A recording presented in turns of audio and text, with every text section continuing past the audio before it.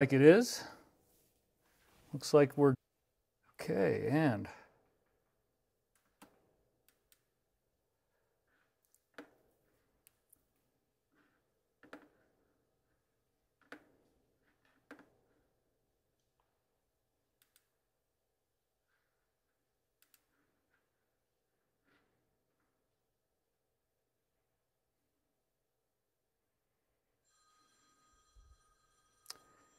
okay, whoever's calling me, please don't. I can't pick it up. Can you guys hear me okay? Let's just start with that. Can you guys hear me okay? Will somebody tell me if you can hear the audio?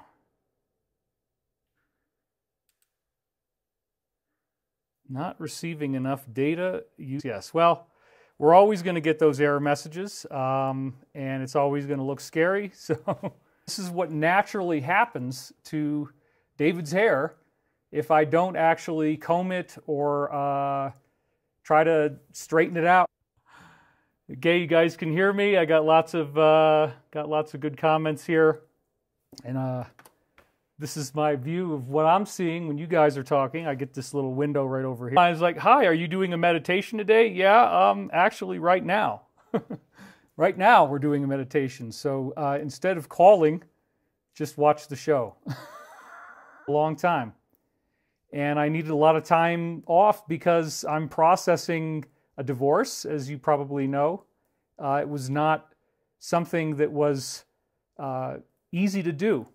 This has been a very intense process, and so 600 feet altitude, and we had snow come down and bury our internet antenna.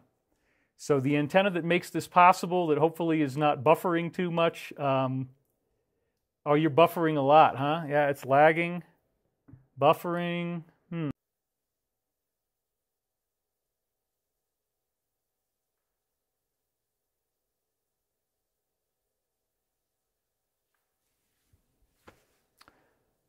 Okay, it says excellent connection.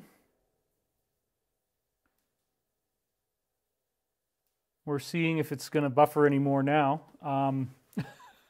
This is the beauty of live streaming, folks. I have to wait like 30 seconds to... yeah, big time buffering. Okay, buffering.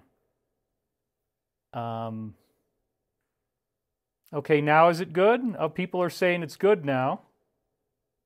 I just redid everything and it is... Oh, it did...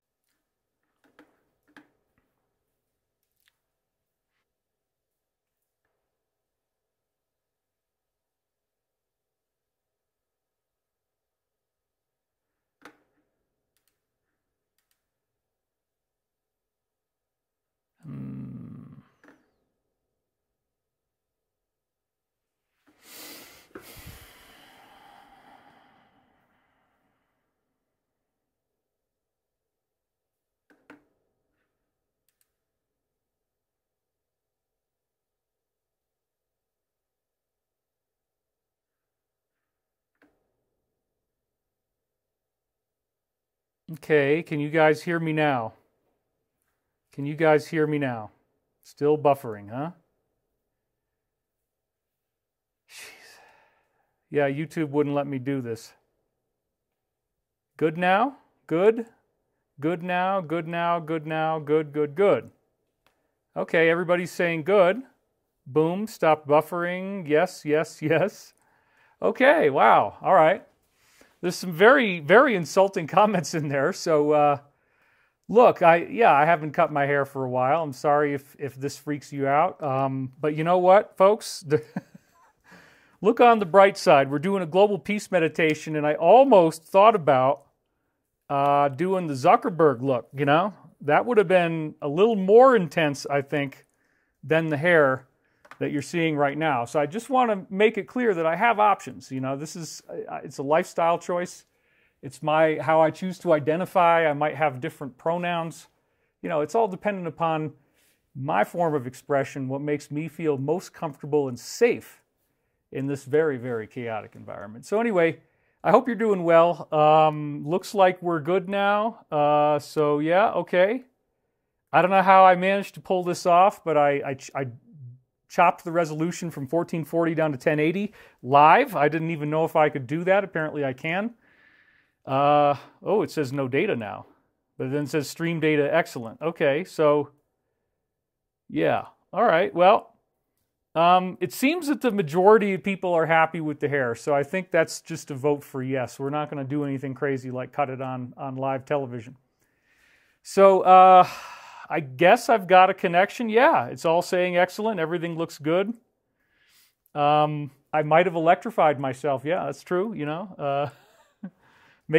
People make such a big deal out of the head-banging hair. Ginny Blankenfeld, thank you. You look like $1,000,000, David. We love you and we miss you. Enough about David's hair. Let's focus on meditation. Dan Boskill, I agree. All right, we can do that. So welcome to my office. Here we are. You know, this is fun. We don't need to take everything so seriously and be so afraid. Obviously, the situation in the world is very tense. And if I have an excellent connection, which it looks like I do, let's see. I do look good with long hair. I just have to brush it once in a while. Well, we can, you know. I mean, look, it's supposed to be kind of curly. That's part of the objective. I think it's a different form of expression for a different time that we're in. So anyway, if you think about what's going on right now, it's incredibly frightening. It's incredibly terrifying.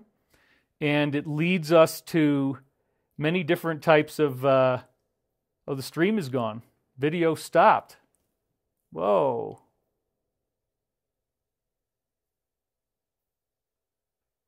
Let's see.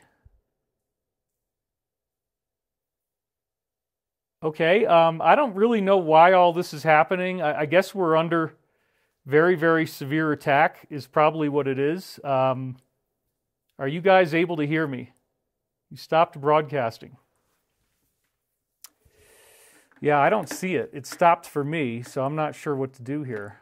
I think we're getting hacked, honestly. But we should have expected as much. We should have expected as much. Okay, a lot of people are saying it looks good, it looks fine, it's working. Okay, well, here's the good part. If it actually stops, I have a local recording that I'm making here. Let me look at that and make sure that's okay. And it is. It's definitely recording.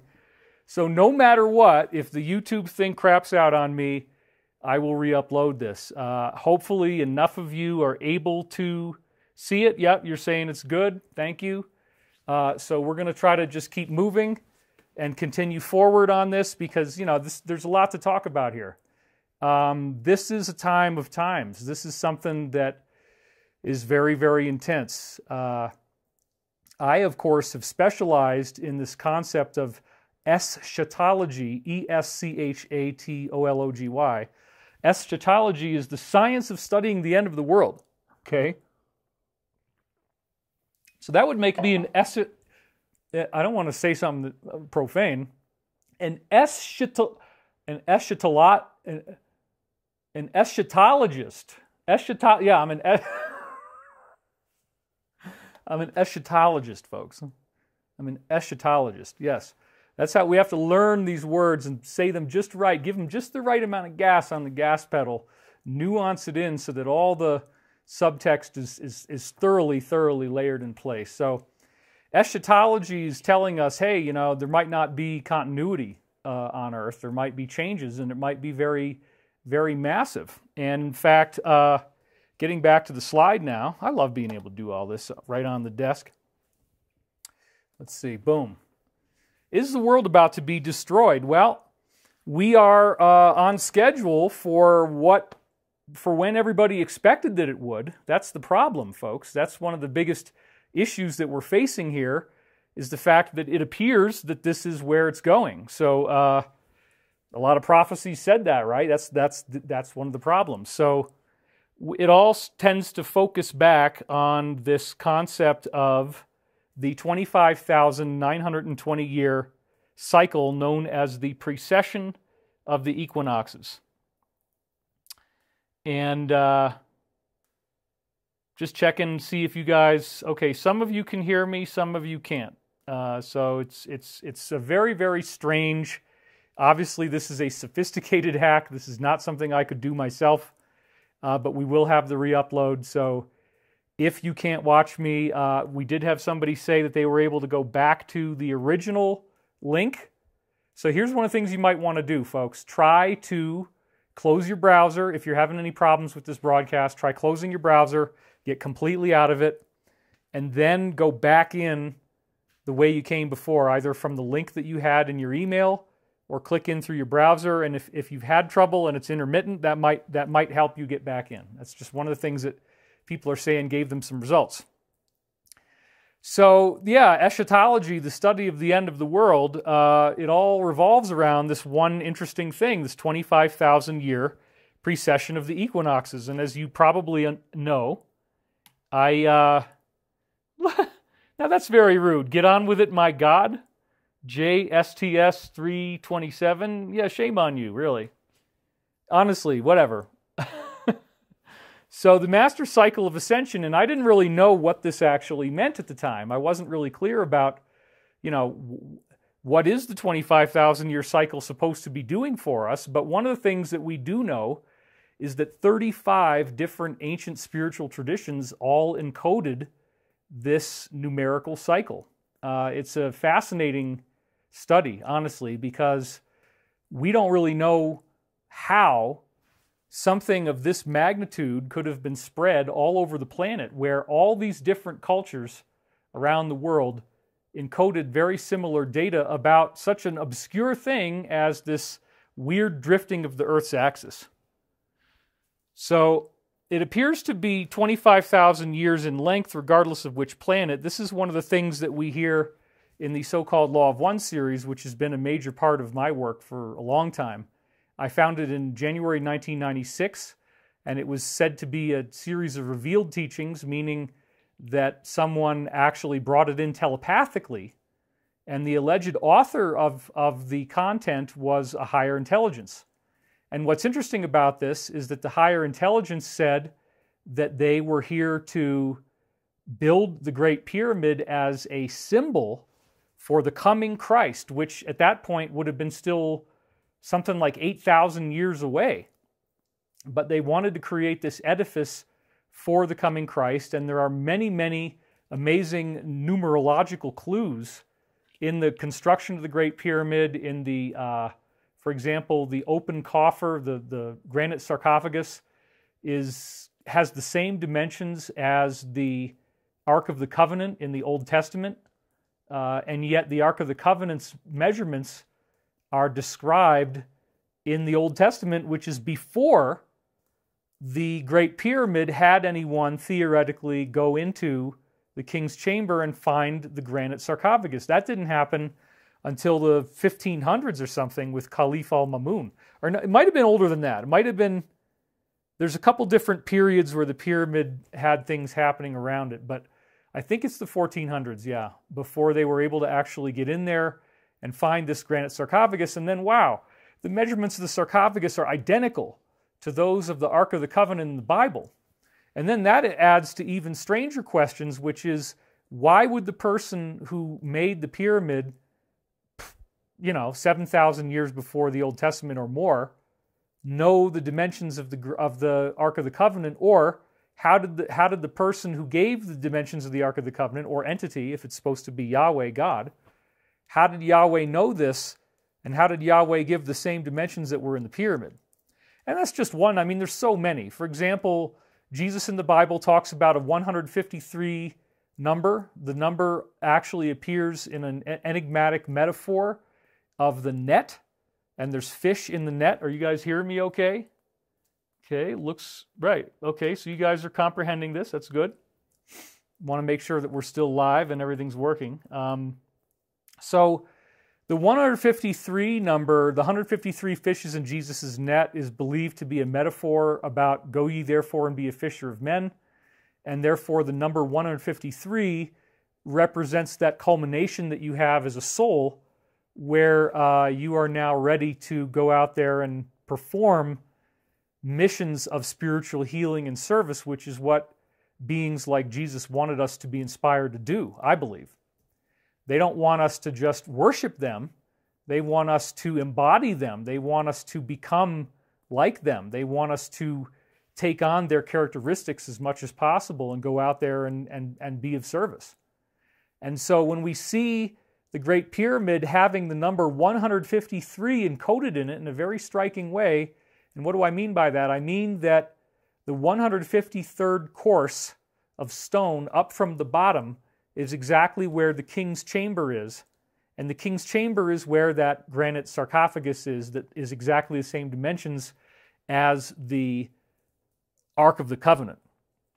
So, does that mean anything? Is that a numerological coincidence? Well, probably not. And it's also the widest course of all the stones in the pyramid. And there's many, many others. For example, if you actually take the pyramid and you draw a line through it, where you take, this would be your latitude line, okay, going west to east, and then you draw a line that comes up off of that latitude. Let's see if I can make this look right. Draw a line that comes up off of that latitude line, and it goes, actually it would have to be this way because I'm on camera, right? It looks right for me. But what you have is with the straight line like this, and then it goes this way, that this line is this angle that you have in between these two right here. The angle that this creates is let's say it's the angle of the slope in the pyramid, okay?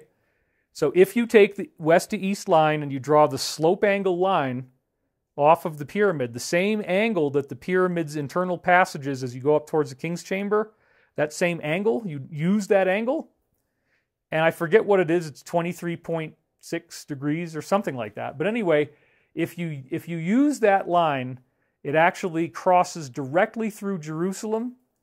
It goes into Bethlehem, it goes into Jerusalem, and it crosses the River Jordan. So it's very incredible. And that's another way in which it appears that the Great Pyramid was encoded. One of the coolest ones is that when the pyramid was first built, it had white polished mirror-looking stone on the outside. Unbelievable. It actually looked like a marble sculpture sitting there in the desert. It did not look like it does now. It was totally sharp edges.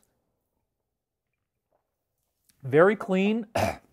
Very, very artificial looking. Clearly not from Earth. And again, this was, according to the Law of One, this was originally given to us as this amazing gift to get us ready for the coming of Christ, which in the Law of One is very specifically defined.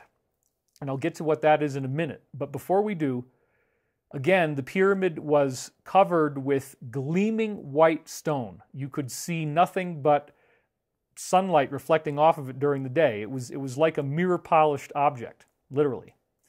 And you can still see some of those casing stones along the bottom. And in fact, the areas between the stones are melted together with a cement that's harder than steel. And the cracks between those stones are less than 1/1000th of an inch, which is better than the tiles on the space shuttle. So even right now in my aerospace company, we are looking at a very, very fascinating technology called Nano Concrete. And I hope I'm not, I don't think I'm giving out anything that's too violating any security, but one of the technologies that has come up that has been made by a private inventor that someone on our board has access to is a technology where the main thing we need now to make concrete is sand. You can still use larger particles, you can still use pieces of gravel, whatever, but you don't need them.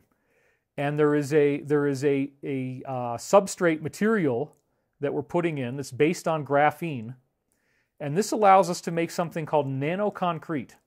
And Nano Concrete only requires sand, and what we can do with it is we can make material. Even right now, the crush pressure that we have on this Nano Concrete is 24,000 pounds per square inch, folks. Now, traditional concrete, I believe, is 2,400 or maybe like around 3,000, depending on the concrete. But this is why you need rebar. And so up to 50% or more of your expense in building something is going to be putting steel in place to hold up the building with the concrete, because the concrete is too weak. So we now have a technology where we can get rid of the steel rebar. And even in this generation, we're at 24,000 pounds per square inch. And there's another iteration that we can do, a new version of the machine. We need a large investment to do this. It's like $100 million. But once we have that, We can do 45,000 pounds per square inch, folks. So that literally what I'm saying is you can 3D print with Nano Concrete. You can 3D print a pyramid just like the Great Pyramid. You could do it any way you want. So all of these mysteries that we can't explain of like, how do you get these darn stones to fit together 1/1000th of an inch apart? Well, the answer is 3D printing. And one of the things that shows that the pyramid was 3D printed is that the blocks have pieces of human hair stuck inside of them and insect bodies and things like this, stuff that shouldn't have been there if it had been, rock that was quarried from under the earth. Instead, we have blocks of stone that are poured in place through a 3D printing process, and apparently we've rediscovered something like that now. So why am I so excited about this? Because if you have concrete that's going to go at 45,000 pounds per square inch, you could build a gigantic tulip building. You could build buildings that look like anything you want. They're so strong that you could do really fun, exotic, great, crazy, wonderful, creative stuff that would have never before been possible. And so the Nano Concrete, the fact that this has now come to me and that we might be able to use this now, I mean, we could build a Nano Concrete pyramid. I don't know, there might be good reasons to do that. But one of the things that we're actually looking at as a project is a series of underground homes made out of Nano Concrete, because among other things, this material is completely able to shield radiation. So that if there was a nuclear war, and if you wanted to be living in our underground base, we're going to build it, okay? We probably will end up doing that for the customers who would like that kind of facility, and we're going to do it where you have a place, but you're inside a larger facility. So we would do it similar to stories we've heard about, where there would be a great big common area as well as individual living quarters. So I just want to point out that we're now maybe getting the technology that could have built the Great Pyramid, but somebody had the ability 12,000 years ago, is what it looks like, to have done this through something like Nano Concrete 3D printing. And making sure that you guys can still hear me. Okay, great. Looks like you can. So everything says excellent, excellent, excellent. This is awesome. Okay, should I freshen it up a little bit, get myself a different camera angle? Let's see. How about this one? Okay, so to talk about this concept of the law of one again for a little while, the beings said that the galactic consciousness was going to embody here on Earth, and that's what they call the Logos. So sure enough, in the New Testament, Jesus says, I am the Logos, and the way that it's usually translated is, I am the Word. But the word word means Logos. So in the law of one, we have a very interesting take on that, where the galactic mind embodied in a human being, the one perfect human being we've had, and that's Jesus. And so the law of one is very Christian. And they had to have the Bible open to do it, and they prayed to the archangels before they started. They had a very specific prayer where they brought in Archangel Gabriel, Archangel Michael, Archangel Raphael, and Archangel Ariel. And I'm probably not saying it in the right order, but that was a mandatory part of the beginning, as was the Bible being open. The woman who brought it in, Carla, was a dedicated Christian. She had, went to church, sang in choir. I mean, it's a very interesting concept, because a lot of people think that God stopped talking, that it all stopped 2,000 years ago, or if you're Islamic, it stopped 1,500 years ago. Well, I wouldn't want to limit the intelligence of a creator that has given us so much of an abundant universe with so many stars, so many galaxies, so many planets beyond description. We have 40 billion Earth-like planets just in our galaxy alone, according to NASA. And so if that's really true, then when does it stop? The answer is, we're probably not the only civilization that's intelligent. It's probably not the only time that this has happened, and it's really, really ridiculous. And then it would be even more ridiculous to think that nobody knows that we exist, right? If you got 40 billion planets, then it's very, very silly to think that we don't exist. So, well, the Bible says, David, God made man in his own image. Well, this is awesome, because if the Logos is Jesus, if Jesus is the galaxy, then that means that there's human populations all over the galaxy, and they're all essentially in the Christ consciousness, or they will have to go through that Christ awakening at some point. You know, in the Law of One, they talk very specifically about that our galaxy has a pattern of what they call archetypes. And these are mandatory lessons. Not like other mandates that maybe could get turned over. These mandates, you can't ever turn them over. And these are karmic mandates. These are things that you absolutely have to do in the universe. And so there are certain lessons the Law of One says you absolutely have to learn. And when you combine all those lessons together, all the different lessons together is a story. Okay? And it's a story about a hero. So it's the hero's journey. And the hero's journey is a story about a person. Let's see if I got to stay in focus. This is crazy.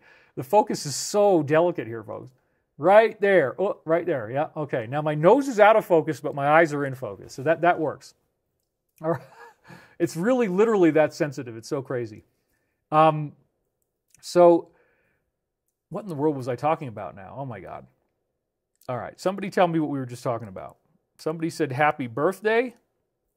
Well, oh yeah, if we were in his image and call us by our name. Okay, right. God made man in his own image. So as a result, we are all logoi, and so the Law of One calls us sub-logoi, meaning that we're all essentially co-creators with the one infinite creator, but we're not separate from it. So you can't separate yourself from the true identity that you have. You can't separate yourself from this galactic mind that you are.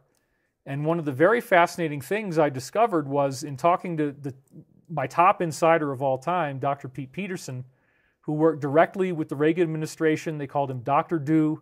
They considered him the #1 expert on advanced technology. His grandfather was Tesla's lab assistant.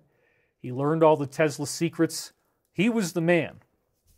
And so Pete Peterson got to go to some very cool places where you get to meet extraterrestrials. And this is one of the things that I've actually had many, many different people tell me as I've been doing this work over the years, as many of you probably know. We're living in a very, very different world than we think. The situation is incredibly different than we think because there are higher beings who, their job, if you will, let's move over here a little bit, frame myself up a little more. There are higher beings where their job, if you will, is to make sure that we are guarded and protected, but they cannot expose themselves to us either unless we as a collective society, as a civilization, respect them, understand that they exist, and want them to arrive. They have these prime directive type of axioms that they can't get around. There's laws in the universe because the universe is conscious. So when the universe is a conscious being, the universe sets boundaries, and those boundaries must be followed, and there is no way around it. Karma is one of the main boundary that the universe sets with us, according to the Law of One, and it says that we all are subject to paying off the things that we do that cause other people to feel any type of harm or negativity or distress or sadness, pain, fear. We are obligated to re-experience what we cause others to feel in our own lives. I mean, this is just the way it works. We have to do this. And so if we take that approach, we can see that karma is universal. And so anybody who doesn't think that they're subject to karma is woefully mistaken. And the Law of One talks about how ignorant they feel that we are in general, and they say most of your peoples exist in what we would call a perpetual state of childhood. And I would argue the main reason for this state of childhood is that we fail to grasp the cause and effect relationship between what we think and how we treat other people and the experiences that then result. I mean, there are glimmerings of it. We say, oh, I had bad luck. Right? But it's a lot more than bad luck. It's actually a balancing effect. And so the Law of One, for me, I know that it seems like I'm just sharing my opinion on some random irrelevant text, but the reason why it caught my attention was that it was so stunningly incredible in terms of how it put together other pieces of alternative science that I'd been looking at for many years. And so I did write a book in the last year or so, Awakening in the Dream. And a lot of you probably have already read that. If you haven't, I would highly, highly recommend that you do. I think it is my best out of all four in terms of its readability and its overall, the grade of the spirituality of the book, I think, is the highest of all of them in terms of what the Law of One would want. But the point is that I had done a lot of independent study, a lot of personal research and reflection. And when I found the Law of One, it had hundreds of pieces of data that correlated with discrete scientific things that I had found that I could measure. I could say, this appears to be true, this appears to be true. And so I put it all together and had a model in my mind that I thought was really, really great, and I thought I was a genius and I'm going to change the world.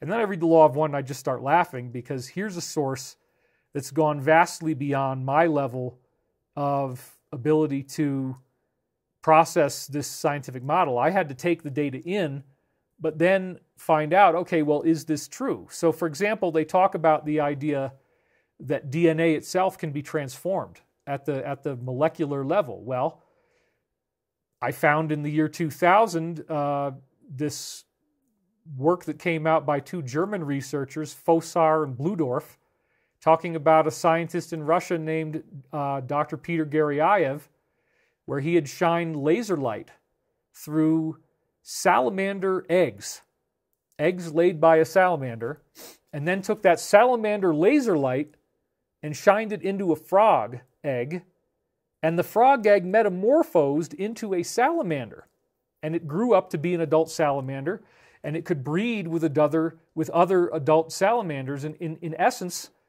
the frog's genetic material was completely transformed into a salamander. There was no remnant of it having come from a frog.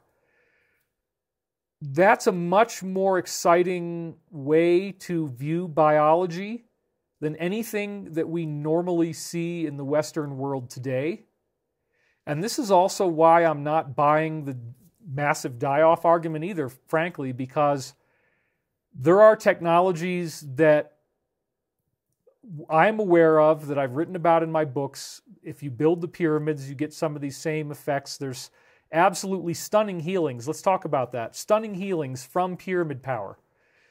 After the fall of the Russian Soviet Union in 1991, it balkanized into a series of republics, but what happened was that the college professors were still getting their Soviet Union pay for being members of the military-industrial complex and doing scientific research. But now there was nothing for them to research, and so they still got, under communism, their guaranteed money.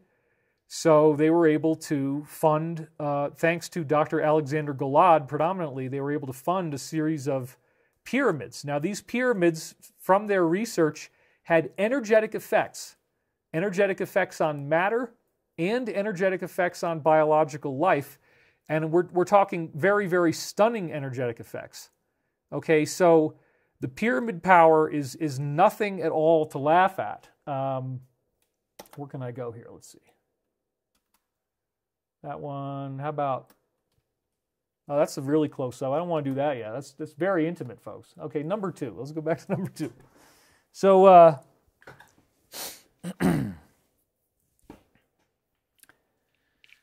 okay, so the Law of One is talking about these principles that apply to many different categories, and one of the categories that it applies to, again, the law of free will, the concept that the Creator has designed this universe as a feedback mechanism. And as you go through your life, you start experiencing this non-local causation between things that you're thinking and things that happen to you in response. So we are here to experience spiritual growth, and there are beings here who are guiding us through that, and they have never left.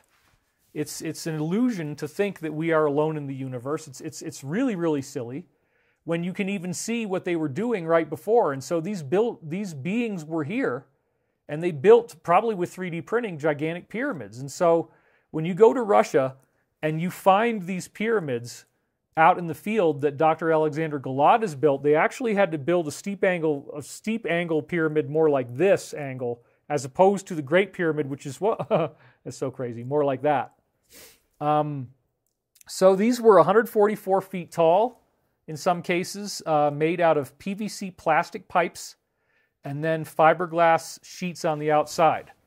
And they did not use metal. This is a very, very important thing. If you put metal in the pyramid, it doesn't work anymore. The metal somehow absorbs this effect that's caused, but very strange things started to happen. For example, they had cancer where they would inject mice with carcinogens, and the control group, 70% would die, and even in the highest degree of toxicity, only 30% would die if the mouse itself is put in the pyramid. 70% to 30%. Okay, so there was a very amazing experiment that Geryaev later did, where he actually shined a laser beam through the spleen and pancreas of a deceased rat. That they kept the spleen and pancreas on life support, and then they took that pancreatic laser light and shined it into the body of a rat who had been given diabetes with a toxin called alloxan, which destroys its pancreas. Now, when your pancreas is destroyed, you develop diabetes, your blood sugar skyrockets, and that's how you can tell when somebody's about to die, is that their blood sugar just goes through the roof, and this ultimately chokes out the oxygen, and you die of asphyxiation, really. So in this experiment, Geryaev injected the mice with the toxin that's going to kill them from diabetes, and he waited the amount of time until they were within 24 hours of dying based on their blood sugar levels. So he waits till the blood sugar levels skyrocket. It took about 7 days. Then he surgically injects the fiber optic cable. He cuts a little tiny hole, and he shines that pancreas light from another rat's pancreas into the area of the body where the pancreas would be. Because when you develop diabetes, your pancreas is destroyed. That's why your blood sugar goes up, your pancreas is needed to fight the blood sugar levels and keep the blood sugar back down. The rat didn't even have a pancreas. He autopsied other rats from the same period of time, and their pancreas had dissolved inside the body. It literally had dissolved, okay? Now, if he shines the pancreas light into the area where the pancreas was, but it no longer exists, with 24 hours to live, literally within the last day of life, these rats spontaneously restored their health. Okay, this is unbelievable that this actually happened, but it did. And it was proven on many, many different levels. So here's another example. They took a sugar solution, a glucose solution, and they stored it inside the pyramid. They didn't even, in this case, bring the subject into the pyramid. They just took a solution of glucose sugar water, stored it inside the pyramid, and then began giving it to babies who had been born in the obstetrics and gynecology unit prematurely. The babies are sure to die. They've been written off. There's nothing you can do for them. They're preemies. They're goners. They're done. It's very sad. Everybody's crying. Hey, do you want to, your baby's going to die anyway. What do you say? I'm so sorry. And everybody's crying. It's just horrible, right? Will you let us give your baby this water that we put in the pyramid? Yeah, okay. And every single time they gave a baby pyramid water that was premature and was sure to die, it lived. Every single baby lived that they gave this to. Now that's unbelievable. Then they said, well, is it the glucose? What happens if we take out the glucose? And so they did that, and they did the experiment with water, just nothing but actual water that had been stored in the pyramid, and the baby still got better with nothing but water. So they found out that they could get rid of cancer, diabetes, basically any type of ailments that people have, any type of issues, health-related complications. It seems to be intelligent, and it seems to fix it on its own. So we in the Western world have been operating on this paradigm of health that says that health is the result of certain factors that we can quantify. Things like, the level of oxygen intake obviously is very important. The level of nutrition, vitamins, minerals, essential fatty acids, getting enough exercise. Okay, these are things that are all commonly agreed upon as keys to longevity. The Russian research and many other branches of research that fall under various names suggests that there is also an energetic component to health. And some of the early Russian research that I was reading, which unfortunately I haven't been able to relocate, but I went on a Russian physics binge in the late 1990s, and I have 9 feet worth of books that I printed out online. And a good part of the first part of that whole thing is Russian physics, because once the Soviet Union collapsed, they translated this stuff into English, or sometimes I had to use translation software. It wasn't always easy to make sense out of it, but a lot of really amazing papers came out regarding subjects that still would be considered classified to the United States as well, frankly. And so Russian physics is stunning. It's got lots and lots of depth, and it implies that the universe is made of living energy that is conscious and aware. In fact, that's the only conclusion that adequately compensates the data that we get in hand. We don't have any other way of justifying how this data could appear. We don't know how is it possible that storing water in a pyramid is going to make a baby get better when a baby would have died. Well,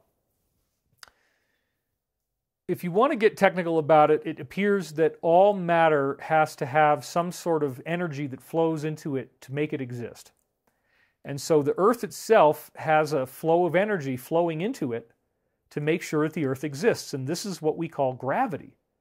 Gravity would be the equivalent of something breathing into the Earth to allow all those atoms to exist. And so if that's a larger source of a downward current that wants to push down, because it's all flowing inside the Earth, then we, being smaller than the Earth, we get caught up in that current and it pushes us down onto the surface.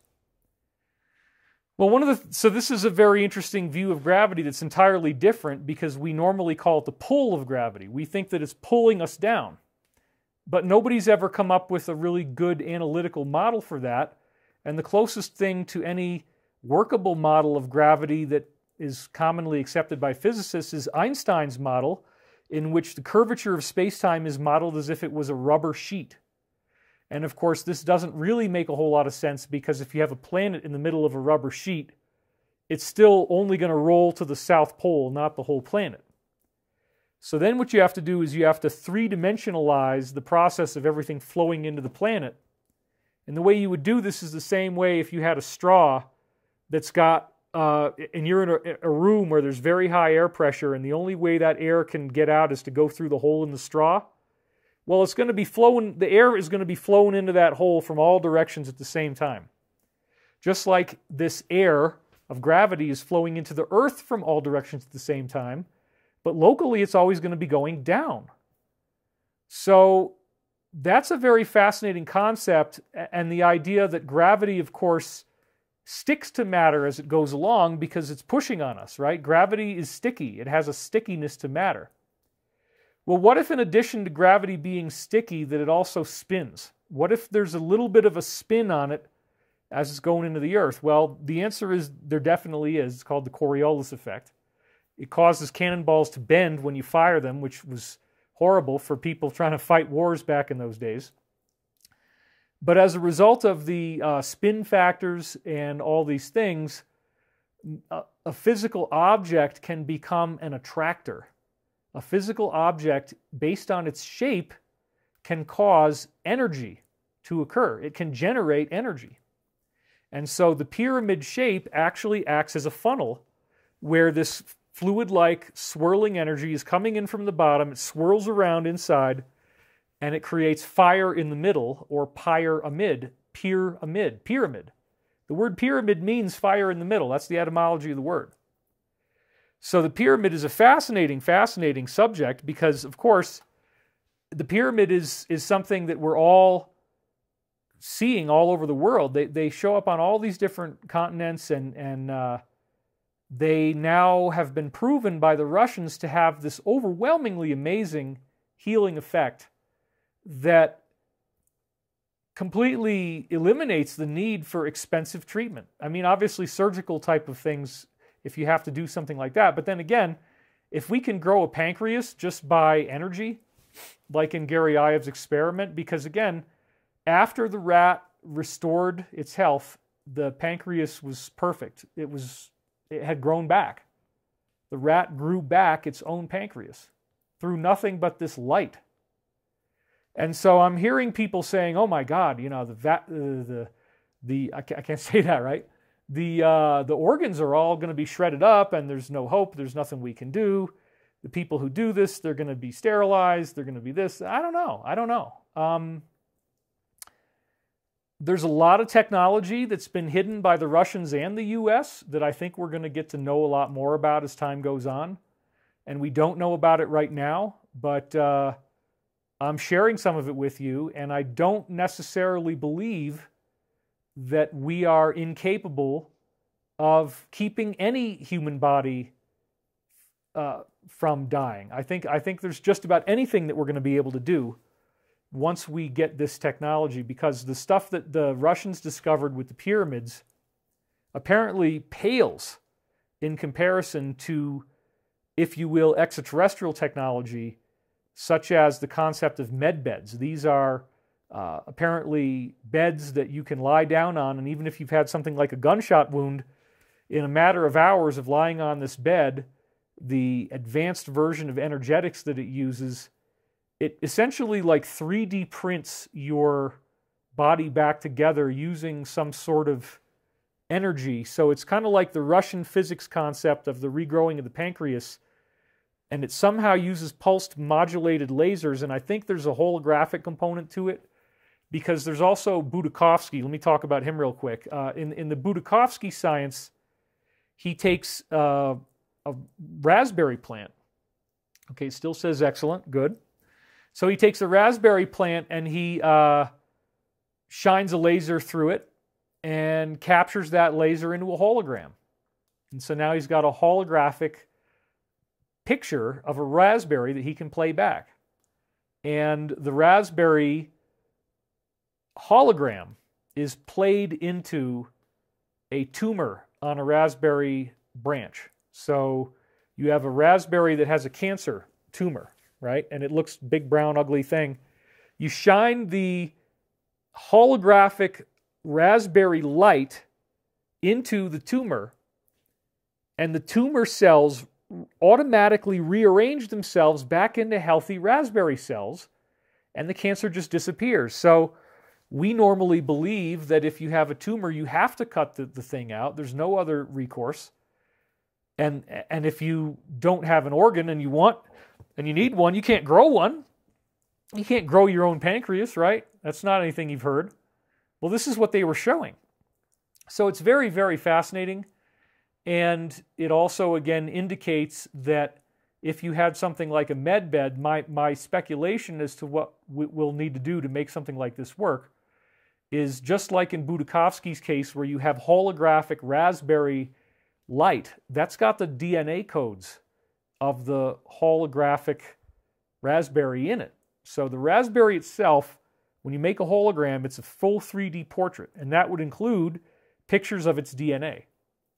So you don't need to sacrifice a being, like in the case of the rat experiment with the pancreas, in order to make this work. You can do it with just holograms. So imagine if you had a bed, and let's say you've had a gunshot wound, and this has a series of triangulating lasers that can zero right in on where the wound is, and then beam in the holographic equivalent of human cellular energy that your body expects to see in that area.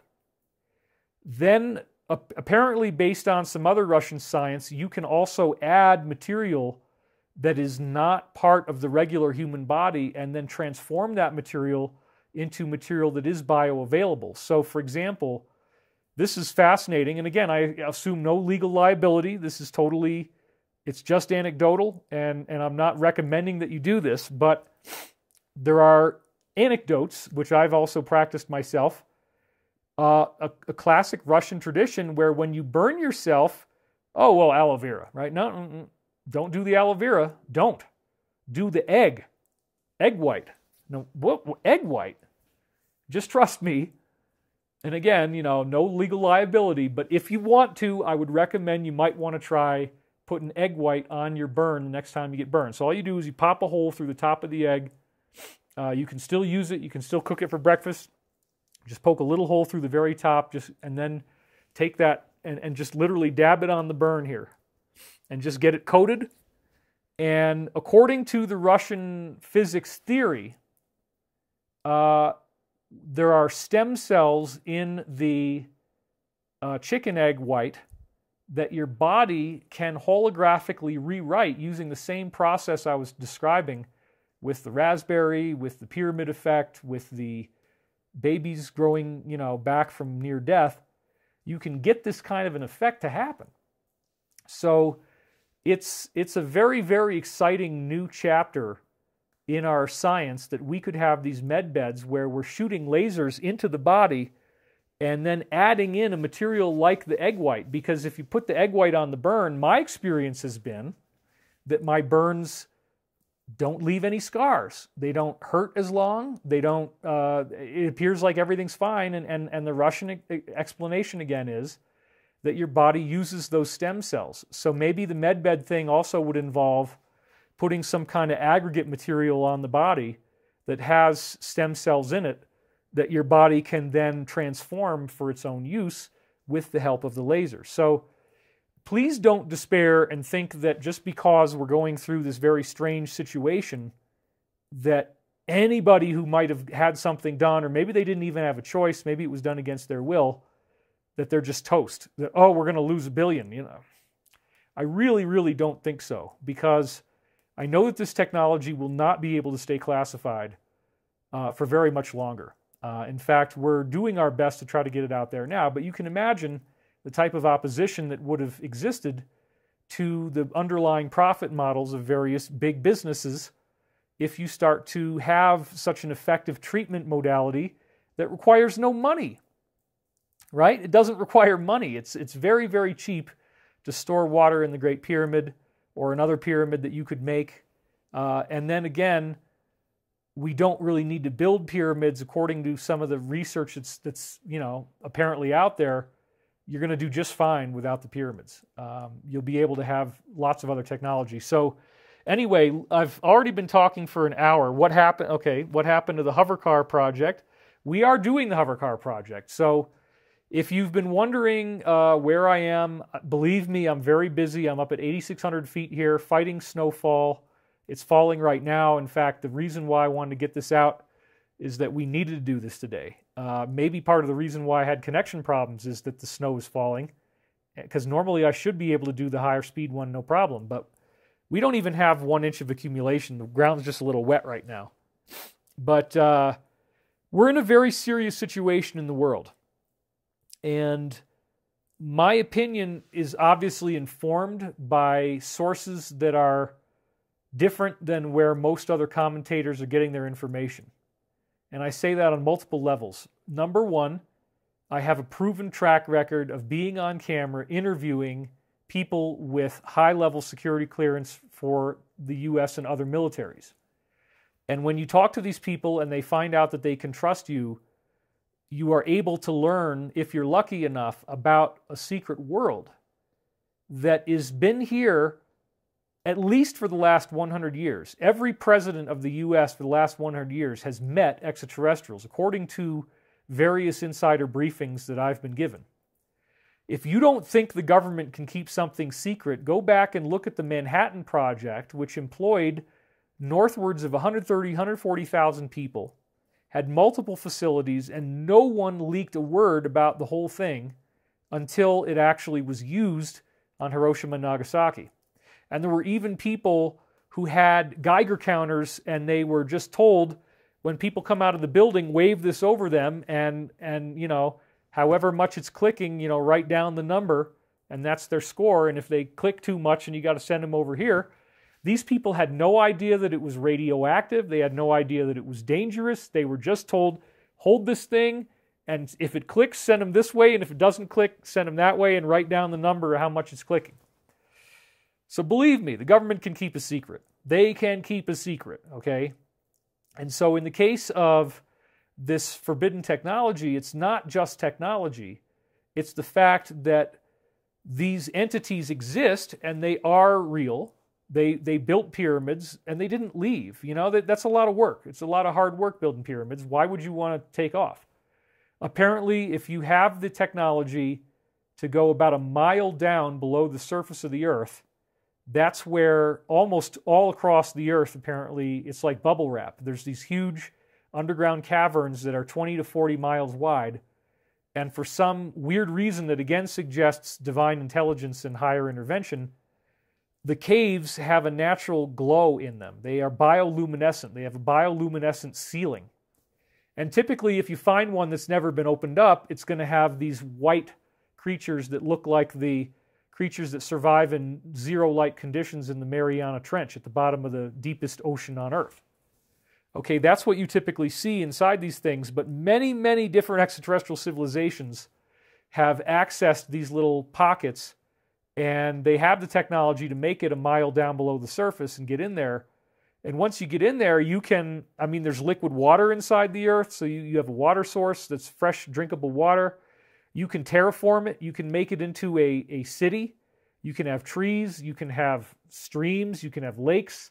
You can bring in animals, birds, all the life that you're used to seeing on the surface. And apparently, a number of different extraterrestrial civilizations are here now, and they're already living inside the Earth. And this is one of the reasons why we're never going to have a real nuclear war. There's too many other groups here who are more advanced than us, and their karma doesn't authorize them being destroyed in an inferno. So they get to have the right, by law, to stop nuclear war. And there's so much evidence that this is the way things really work. There's so many cases of UFOs appearing over nuclear missile installations, powering them down, rendering everything radioactively inert, and then all the lights come back on and it's fine. So it's not an act of war. They're not telling us, it's not like an invasion, but they're saying, we don't want you to use this. We don't want you to kill people with this. And so right now on Earth, there's certainly a lot of speculation, fear-mongering about the possibility of some kind of nuclear exchange that could happen. And I say, look, I don't see that because it's against the law. And there's too many other people who live here who won't let us do that. So you can write that one off. There's not going to be a nuclear war. I think that's a very safe assumption that we can make. There is not going to be a nuclear war. But what are some of the things that we're going to see? Well, we've already seen it. This is a very interesting rabbit hole to go down, and I'm already at the 1 hour mark, and I want to have... David isn't Illuminati, he's just taking your money.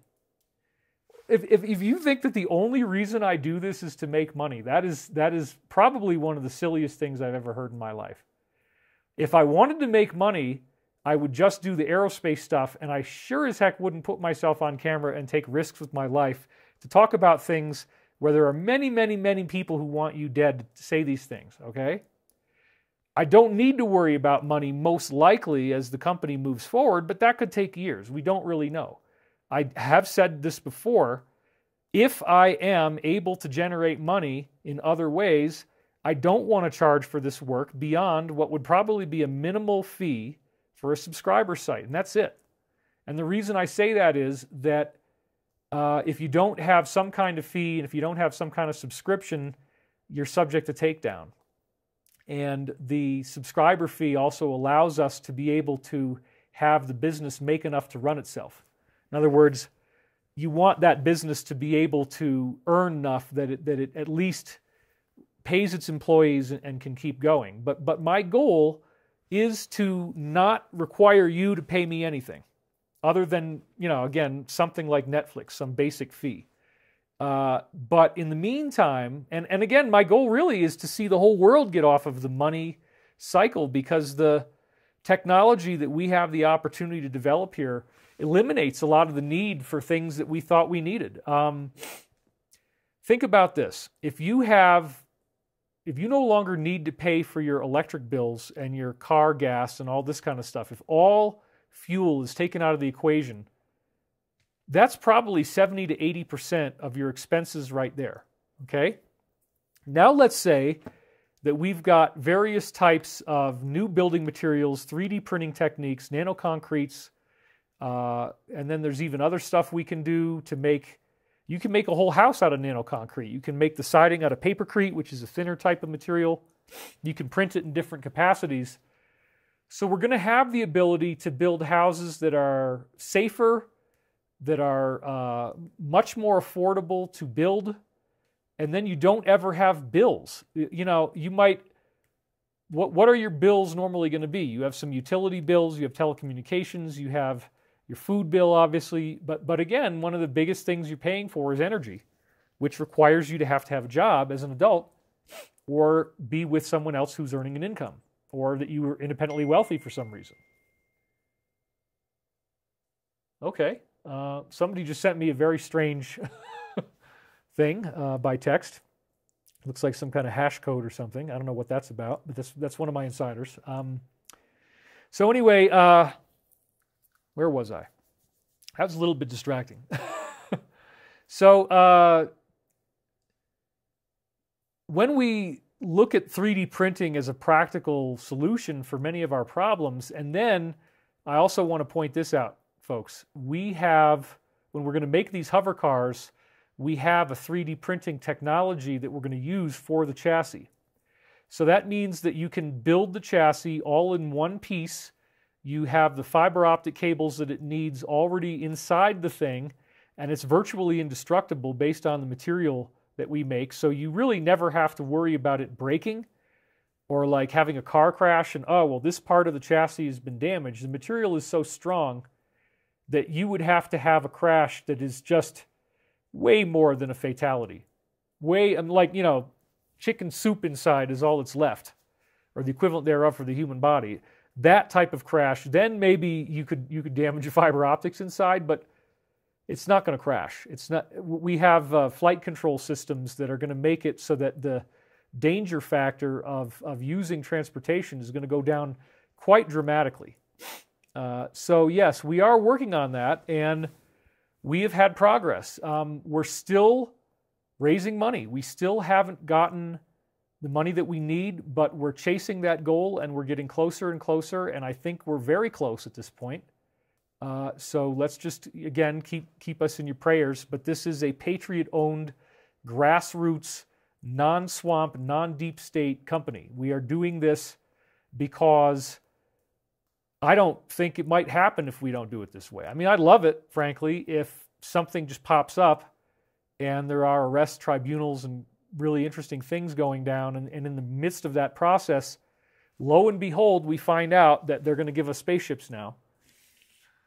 But all I see as a fact is that the Department of Defense and the DIA declassified these documents that teach us how to build the craft.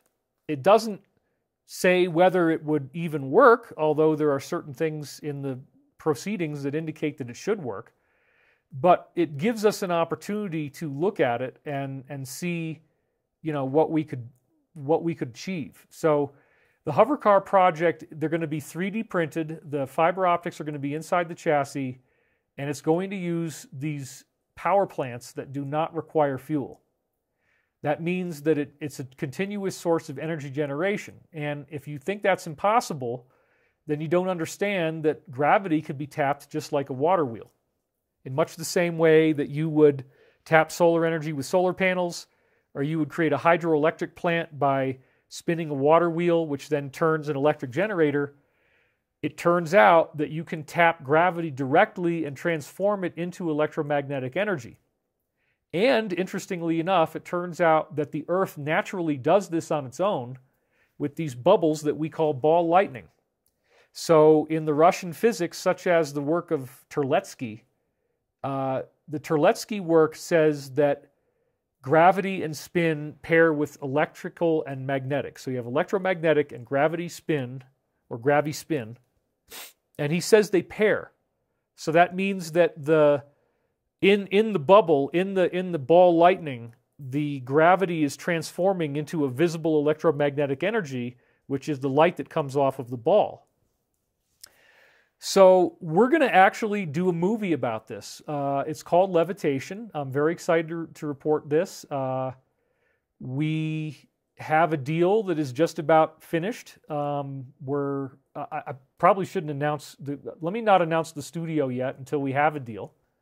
But it's very exciting, and we're going to put a lot more production value into this than we ever have before, because I think it's really time that we start talking about these natural bubbles of energy and how they're formed, because in my latest course I just did, The Disclosure, we talked about the work of Kenneth Shoulders, which appears to be where these Navy patents came from.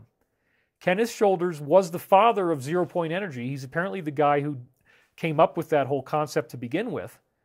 And in the 1990s, he discovered that he could take energy and shoot it down the tip of a needle and create these balls of light that would repel gravity.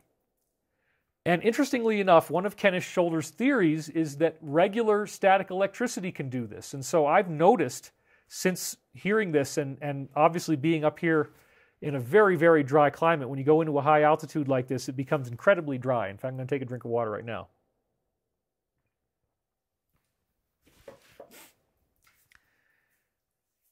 The static electricity, when I touch a doorknob or something, I feel a push on my finger. I feel the gravity. And so this was one of Kenneth Shoulders' things is, hey, you can feel the anti-gravity effect that he's generating. It just turns out that normally in the static electricity hit, you only feel it once, whereas if you start emitting them out of an emitter, then you get a lot more, and now you can start to create a much greater gravitational thrust. So the craft that the Navy declassified is essentially like a peanut. And in a peanut, you have the nut inside the shell, and there's a hollow space in between. This is basically what you do with your craft. You create a hollow space. It's not entirely hollow. It has something in it called a bandpass material that allows certain bandwidths to pass through it. But you create this space in which you can have all these needles, and you generate this material called cold plasma, and then you can direct the plasma, and it allows you to have vertical takeoff and landing. And it's based upon the most dirt simple physics principle, which again goes back to this concept of ball lightning. So again, the ball lightning thing, this is an explanation. One of the things we're going to talk about in the film is how fish fall out of the sky or frogs fall out of the sky, and you're like, what in the world? Why did instead of like continuing to be ignorant, let's use the basic principles of science and let's say, okay, if they fell out of the sky, something got them up there. Something levitated them. So could it be, the only answer that really works is some kind of energy field contained them when they were in the water, localized their gravity, levitated them up into the air, then it turns off at some point and they fall, and it's a very serious catastrophe, obviously, if you got a bunch of dead fish and frogs lying on the ground. But this is the basis of anti-gravity, the tornado. We naively assume that the reason why things levitate inside a tornado is gravity. I'm sorry, that it's suction caused by vacuum, but it's not. It's actually anti-gravity, and there's many, many ways to prove that, including all these strange tornado anomalies where matter starts to blend together with other matter. And you have metal and wood blending together. You have all kinds of strange blendings, and there's pictures of it. So we have been hidden. The truth has been concealed from us as to how incredibly easy it is to make anti-gravity. The main problem that you need is you need enough power. You need a large enough source of energy to generate this cold plasma to begin with. And for the most part, conventional energy sources don't do that unless you start using some new tricks. So as I said before, one of the things that I have been personally shown by an ally in the U.S. military who wants to be identified as Commander James T. Kirk, he has sent me video of this coil that's about this big, and it kicks out 750 volts, or 740, 750 volts off of 4 AA batteries. And the AA batteries create something called an electron cascade inside the coil. And apparently all you need to do is keep this thing kicking, and it will generate this massive amount of output. It all has to do with the windings of the coil. There was a certain number of windings. I think it was like 300 one way and then 12 this way and 12 that way. A lot of times you see crisscrossing wires in these exotic energy technologies. Crisscrossing electromagnetic fields at 9 degrees to each other does cause very strange things to happen. And if you play around with it too much, you're probably going to get a knock on the door.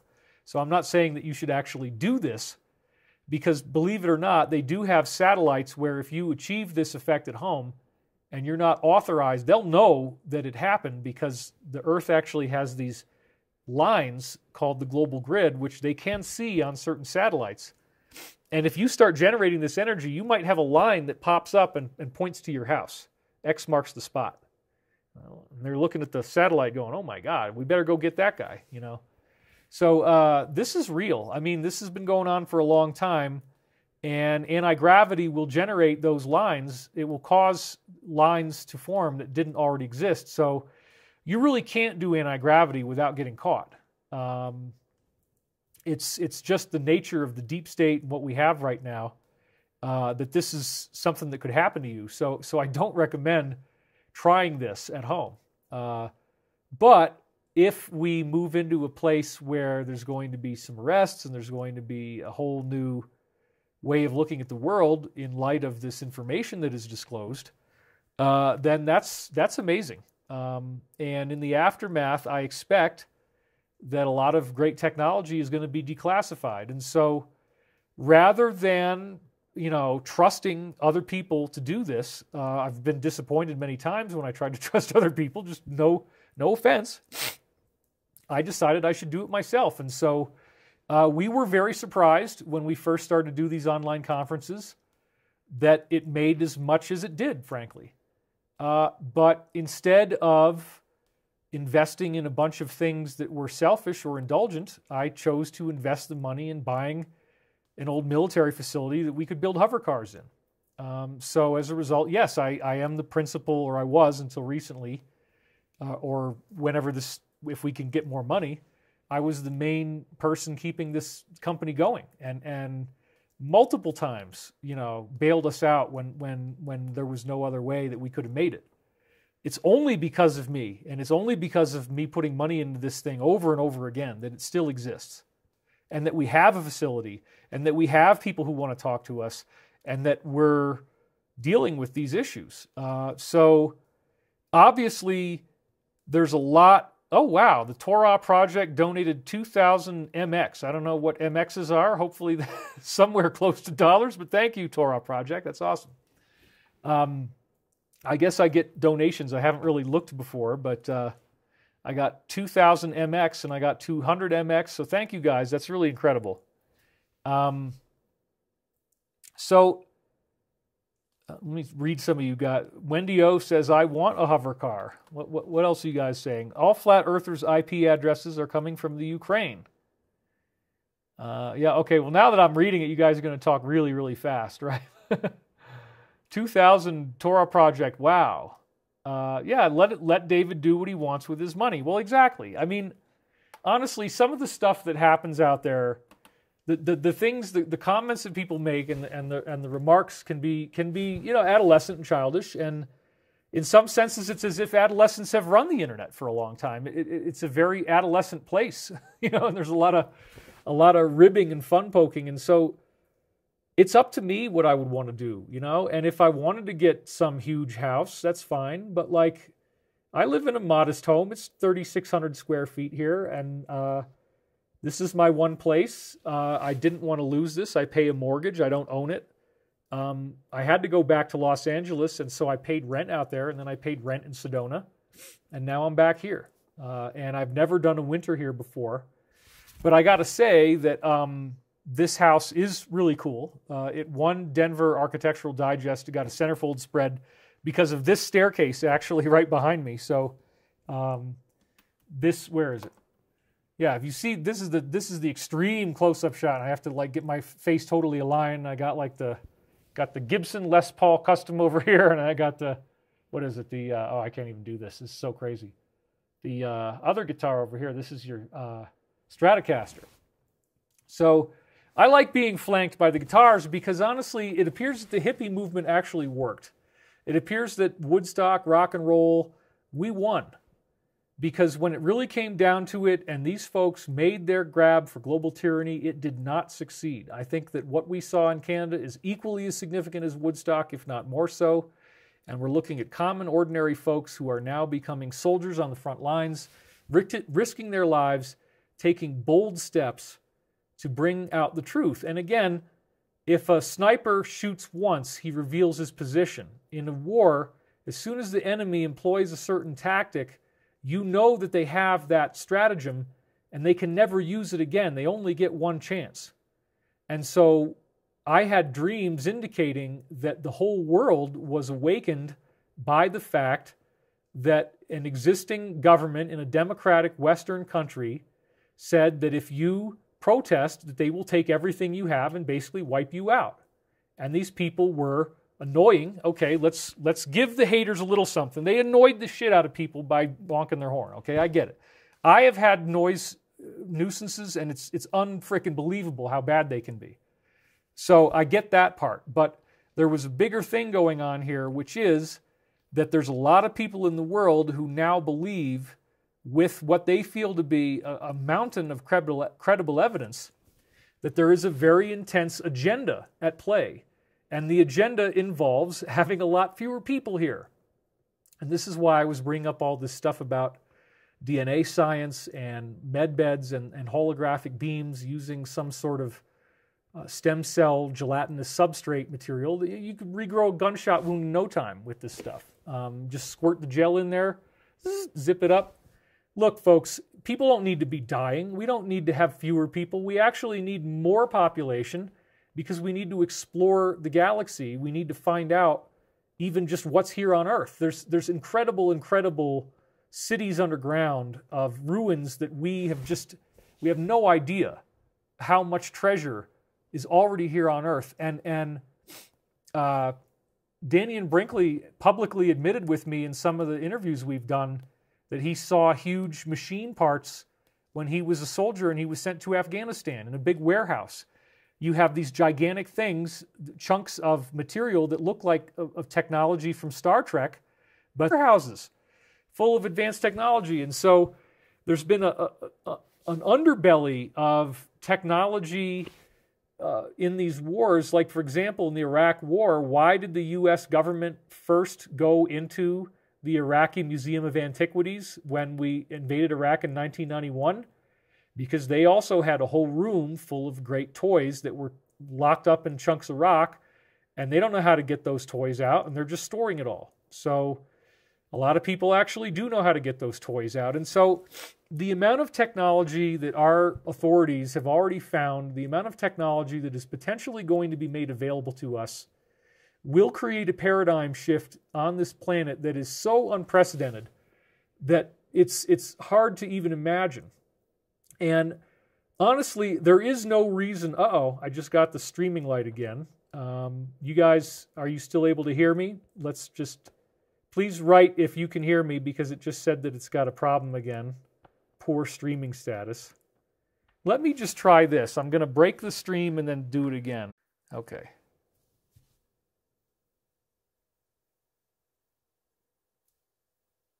All right, the data is coming back in. There we go. Excellent connection once again. Okay, great. I'm so glad that I learned that I can actually turn off my live stream and turn it back on in the software and not break the thing. Thank you. I got it. Everybody, I can hear you. So that's good. So yeah, I'm really grateful that I can actually apparently turn this off and turn it back on. Yeah, it is. Okay, it's pretty crazy. It is pretty crazy, all right? But whatever, it's hair. Get over it. You know, you're not paying for the box. You're paying for the candy inside the box, right? So, and you're not even paying. I mean, this is a free show. What am I talking? Well, I got 2,000 MXs, whatever. The good rabbi has sent me 2,000 MXs, so I thank you. Somebody's saying that I'm a clone. Don't do the close-up. I don't know. Look, if I pay attention to everything you guys tell me, I'm going to lose my mind. But it's all right here. Anything you write me is going to show up right here. So, like, remember, I do see that. And if you hurt my feelings, I may get sad, and I may just not want to play anymore. I might get sad. Okay, so don't hurt my feelings when I come over here. I want to be inspired by this. You know, like, it's hair, okay? Who gives a shit what it looks like? Seriously, folks. So, getting back to the topic at hand here, and I am drifting around in a lot of different areas because I wanted to do a show where I'm not doing slides and I just kind of take you through what I see is happening here in the world and try to alleviate some of this incredible fear that just, to me, seems pretty inappropriate and not where we need to be going. So first of all, we're not going to have a nuclear war. There are ETs here. They've been here for a long time. There are all kinds of ruins that they found in Iraq, in Afghanistan, in Libya. There's tons of technology here. And why would you want to get rid of people? We need more people to be able to explore the ruins. And so I think that what's happened here is that we have been through most of a global initiation that normally doesn't happen this way. Normally, this is not the way it works, and I'm already an hour and a half in, so I better get back to my main topic, which we're totally on track for. Okay, so this main cycle, you got to remember, folks, that the Earth's axis is supposedly, you know, going through this slow counter-rotating wobble like this, right? And as it does this, it takes 25,000 years for that process to complete itself. So that's, and it rotates in the opposite direction of the normal tilt of the Earth. And so this is one of the law of one concepts, one of the quotes they give that I wanted to add right here. There is no history as we understand your concept. And if you try to meditate on this concept of there is no history, what does that really mean? Well, the idea is that we are living in an illusion.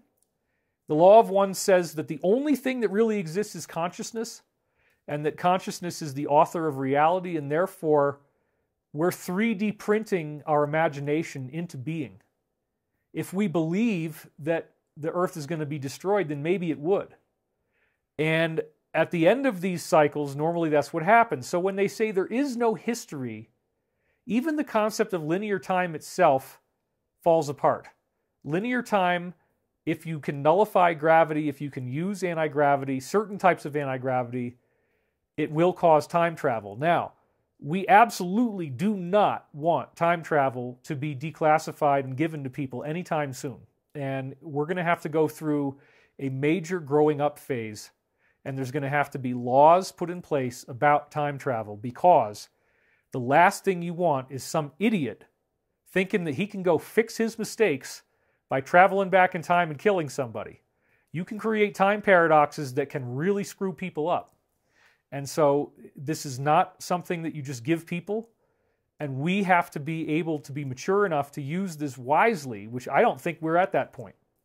But thankfully, there are other types of anti-gravity that we have that do not involve time travel that we can use earlier and that will allow us to travel. So getting back to the hovercar discussion, I know I'm jumping around.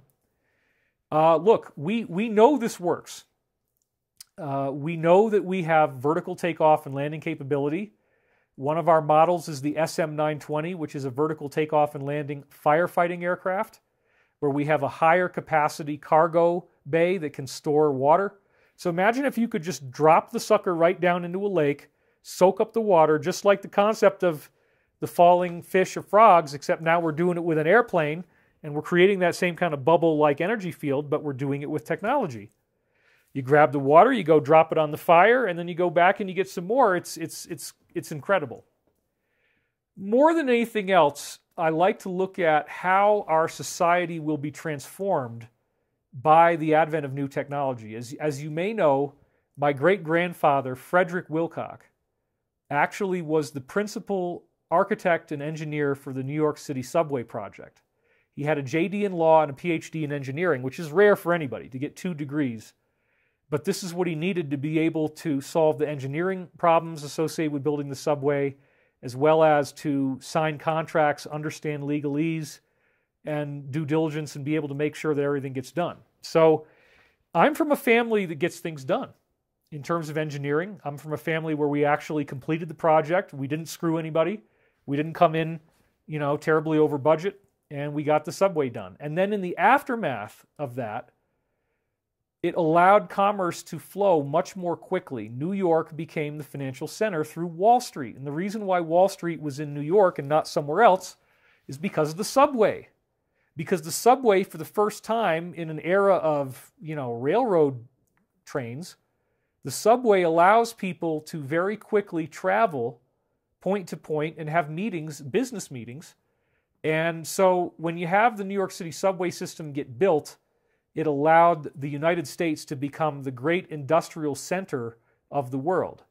America was first in the Industrial Revolution and had a head start on other countries. So when we have anti-gravity become available to people, we have launched a second industrial revolution. But this time it's with green energy and clean technology that affords us many more benefits than the ones that we have under our current system, because we're not paying for it, we're not polluting when we use it, and it greatly increases the freedom to travel for the average human being. So isn't it interesting that there are all these different prophecies around the world, getting back to our slides, and I'm going to actually skip ahead just a little bit here. When we get back to our slides, I want to talk about this concept of the 25,000-year cycle for a minute here, if I can get through it. Yeah, do I need that? Okay. Yeah, so let's cut to this. All right, this is good. Okay, so bear in mind that I probably am one of the leading experts, at least, on this particular subject of the solar flash. I don't know if anybody else has studied it more than me. I mean, Graham Hancock maybe, but pretty much I'm the main guy. I don't think anybody else ever wrote about ekpyrosis. Well, what's ekpyrosis? Ekpyrosis is this concept that the sun blows up at the end of the cycle, and it shows up in literally 35 different ancient cultures, some variation of ekpyrosis. Now, blows up, you mean supernova? No. It appears that the sun is still there, but it goes poof, and it does this big fireball. And the fireball is we're taught to expect it. We're taught to expect it in 35 different ancient traditions. And this also includes, for example, the Stoic philosophers. So getting back to this for a second, ekpyrosis is a Stoic belief in the periodic destruction of the cosmos, our solar system, our planet, etc., by a great conflagration, which is a big fireball, every great year. The cosmos is then recreated in palingenesis, thankfully having nothing to do with Sarah Palin. It's not going to be made in her image, I don't think, only to be destroyed again at the end of the new cycle. This form of catastrophe is the opposite of kataklysmos, or cataclysm, which is the destruction of the earth by water. The concept of ekpyrosis is attributed to Chrysippus by the Greek historian Plutarch. Okay, so ekpyrosis, there you go. And guess what? If you go into Zoroastrianism, they have molten metal that flows over the land, and they call that frashokareti, and it appears that they're describing the solar flash. In Hinduism, they very directly predict a solar flash. They call it the Yuga fire at the end of an age. They also call it the Samvata fire or the Samvartika fire. And I've proven there's over 130 references to this in the Hindu scripture. The Hindu scripture appears to be written by spacefaring extraterrestrials who were camped out on Earth. They don't necessarily live here, but they were here for a while. This is why Krishna looks human but has dark blue skin. They also have Rakshasas, which are clearly described in the Vedas as reptilian humanoids that they're at war with. And so you have multiple ET groups that were here on Earth at the time that the Vedas were written, and they're trying to coexist with each other, but it doesn't work out. There's two civilizations. There's Atlantis, which is on what we now call Antarctica, and there's Rama, which is where the Vedic scriptures were written, and that's in the area that we now call Siberia. They apparently had a nuclear war and tried to wipe each other out, and unfortunately, if you use nuclear weapons and benevolent ETs don't catch it and make you stop before it happens, it can destabilize the rotation of the Earth, because the energy that a nuke releases can greatly disrupt that process. And so unfortunately, by having that nuclear war, they apparently caused the Earth to shift, which nobody expected. I mean, yeah, they expected a big bomb to go off, but they didn't expect a planet-killing catastrophe to occur. In texts like the Book of Enoch, we see that many different cultures were warned about this in advance, they were prepared for it, and they were rescued by something equivalent to Noah's Ark, but maybe more like a Star Trek version of Noah's Ark, where those who needed to be rescued were rescued, and those who were left behind got to experience the big disaster. And so Atlantis becomes Antarctica. It gets inundated by water from the ocean. It sinks under the sea. And because the Earth is now shifted on its axis, it's now the South Pole. And so we no longer can live there in a t-shirt and Hawaiian shorts. Maybe you can during certain times of the year, but it's pretty much offset to, regular people aren't usually going to Antarctica. But we've heard from every different insider who has this access to the secret space information I'm talking about, pretty much everybody agrees that there's some phenomenal stuff that we found under the ice in Antarctica.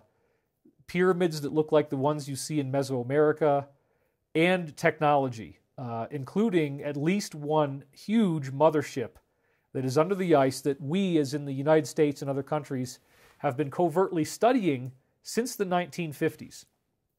So I expect that one of the things that we are going to learn about, probably sooner rather than later, is new architecture that will be identified undersea in various locations, probably including around Antarctica and maybe even in Antarctica, that shows that this was some kind of civilization that was building these pyramids before the time that we normally would think they were built, obviously, because we're talking 12,000 years ago is when we expected that this flood took place. So when that information debuts, and we are told that there was a civilization here, and that the entire planet tilted on its axis, that the entire ocean flowed over an entire continent and drowned everybody, and crushed everything, and turned into ice, and completely destroyed the world. That's an extinction level event, more or less. So if we get told that information, that's going to change the human relationship that we have with our Earth dramatically. We're now going to see that, yes, the end of the world appears to be possible. The end of the world appears like it could happen. The world could literally just get trashed. Well, the time that this thing happened with Atlantis also happens to be right about at the halfway point of this 25,000-year cycle. But the bottom line is, again, 35 different ancient cultures, according to these two historians, Giorgio de Santillana and Hertha von Deschend. They wrote this book called Hamlet's Mill that goes into this, and I learned about it from Graham Hancock in his amazing masterpiece, Fingerprints of the Gods, which I read in 1996. So the 35 different ancient cultures all seem to be expecting a solar flash or ekpyrosis, which would do at least as much damage as the Atlantean catastrophe.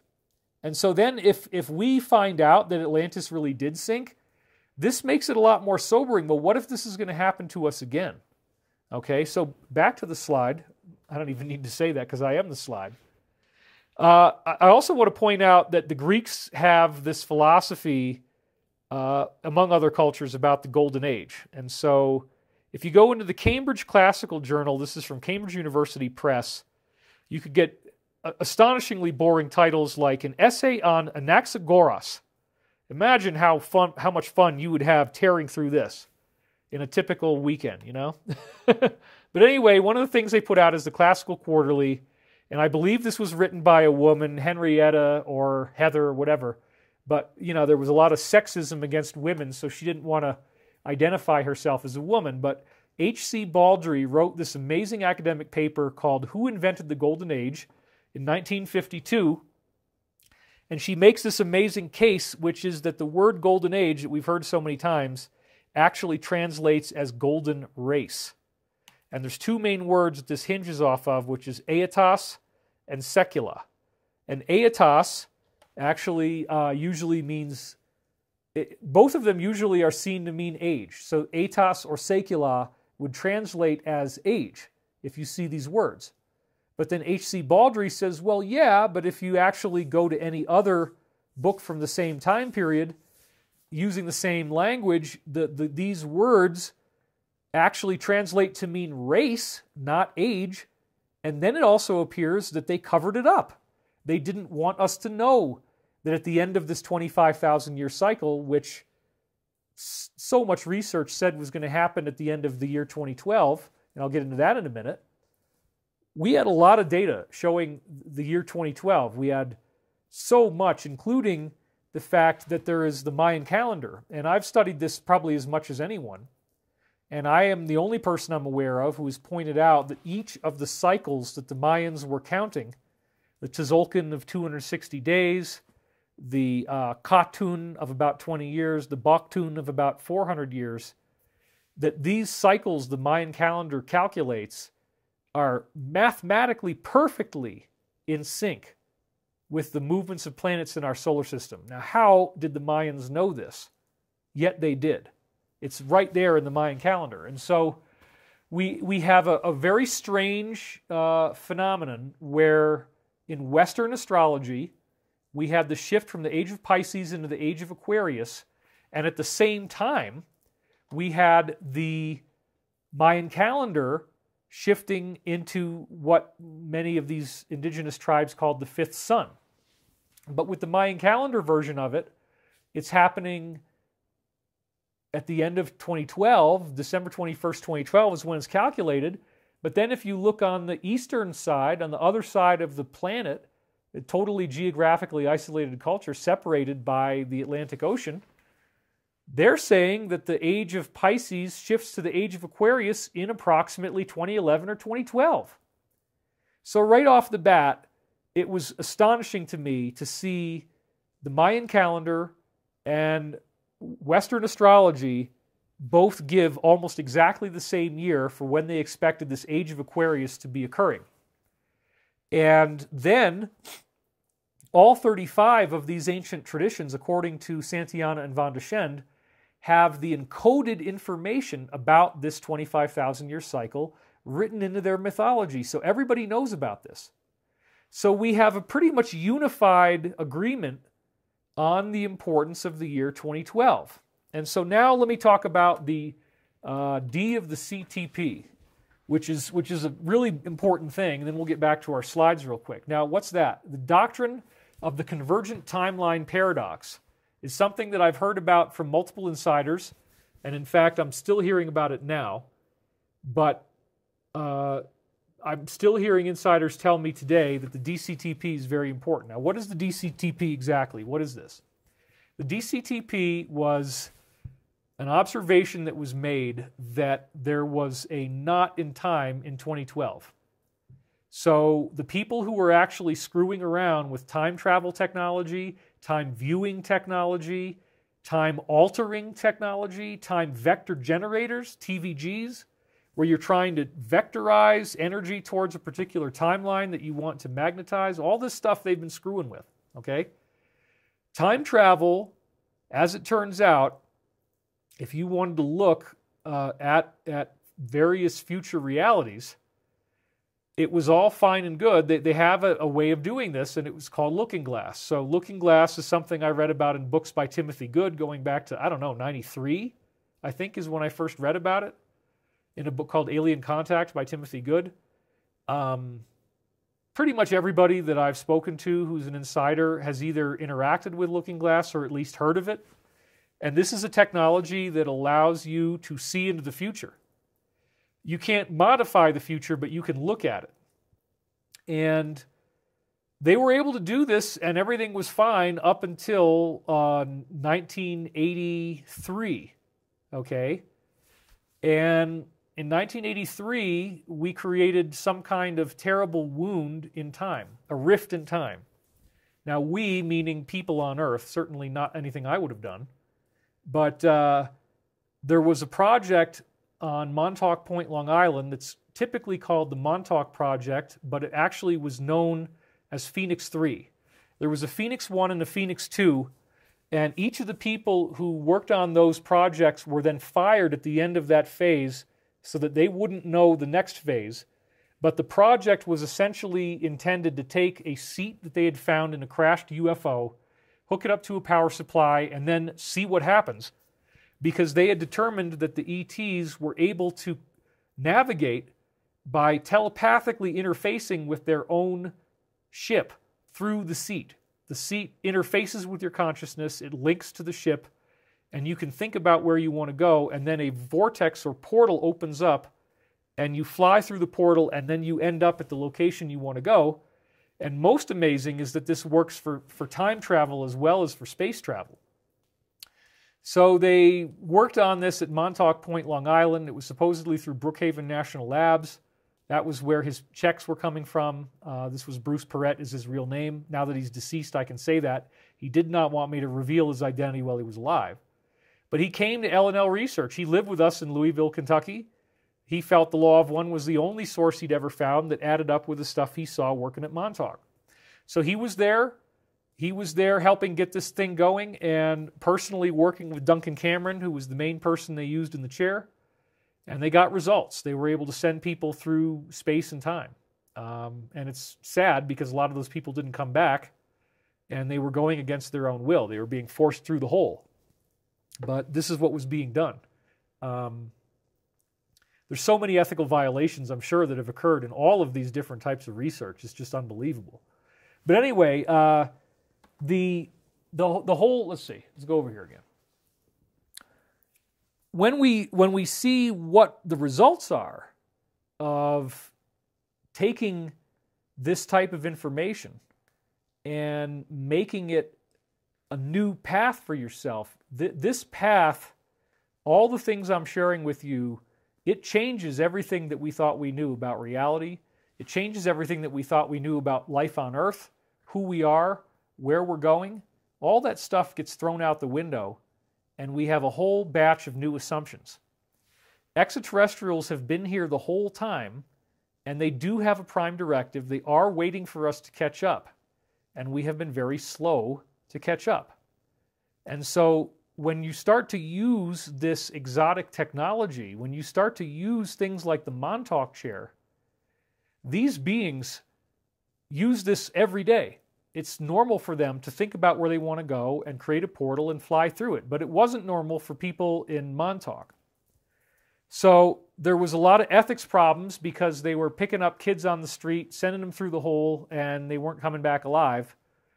And the people in the base decided they wanted to do something, so they manifested a monster. And this was on, I think it was August 12th, 1983, if I remember correctly. It was something like that. And so, believe it or not, one of the things that the ship could also do is it could manifest things. So if you needed a particular tool or an object, and you're in the chair, you could think about that tool or object, and the ship just makes the tool for you. So that's pretty cool. So in the case of the Montauk chair, they could manifest whatever they wanted. They could manifest a wooden chair. Literally, you could make a wooden chair, and it would show up in the room, and it would be there for a period of time, and then it would disappear.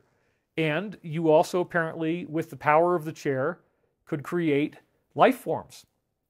So what these guys did was to create a massive life form based upon the movie Forbidden Planet, the so-called creature from the id, and they set this thing loose to kick ass and destroy the entire facility, which it did.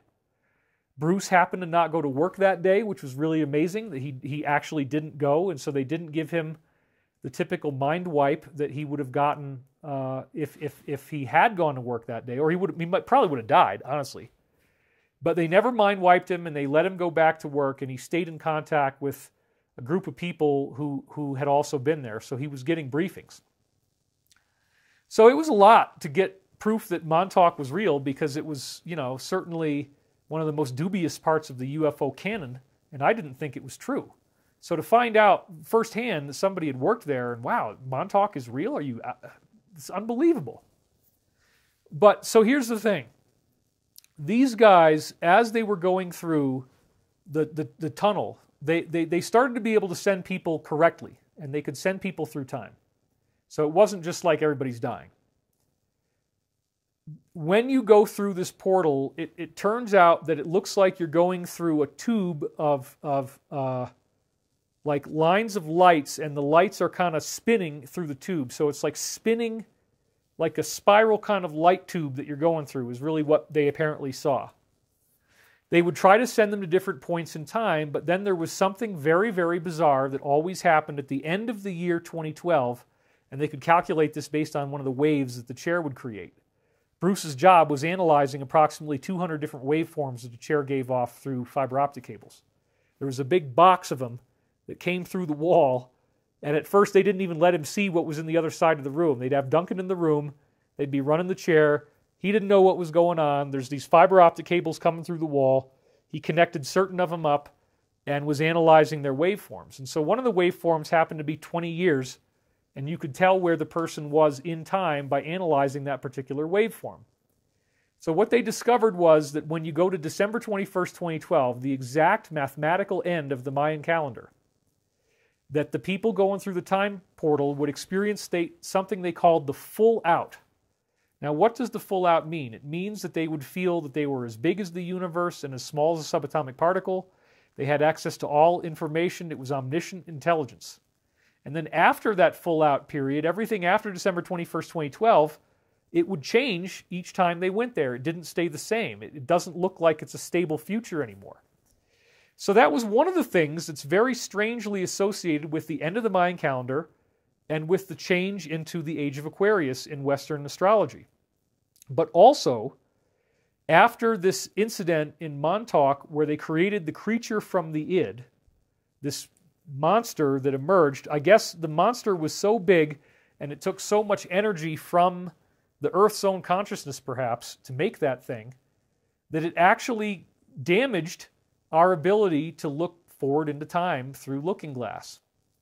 And every insider I've spoken to has essentially revealed pretty much the same thing, which is that after August 12th, 1983, there were interlaced images. So what does this mean? This means that when you're looking at Looking Glass, you can't really tell what you're seeing because there's two sets of images, and they're flickering back and forth between the two.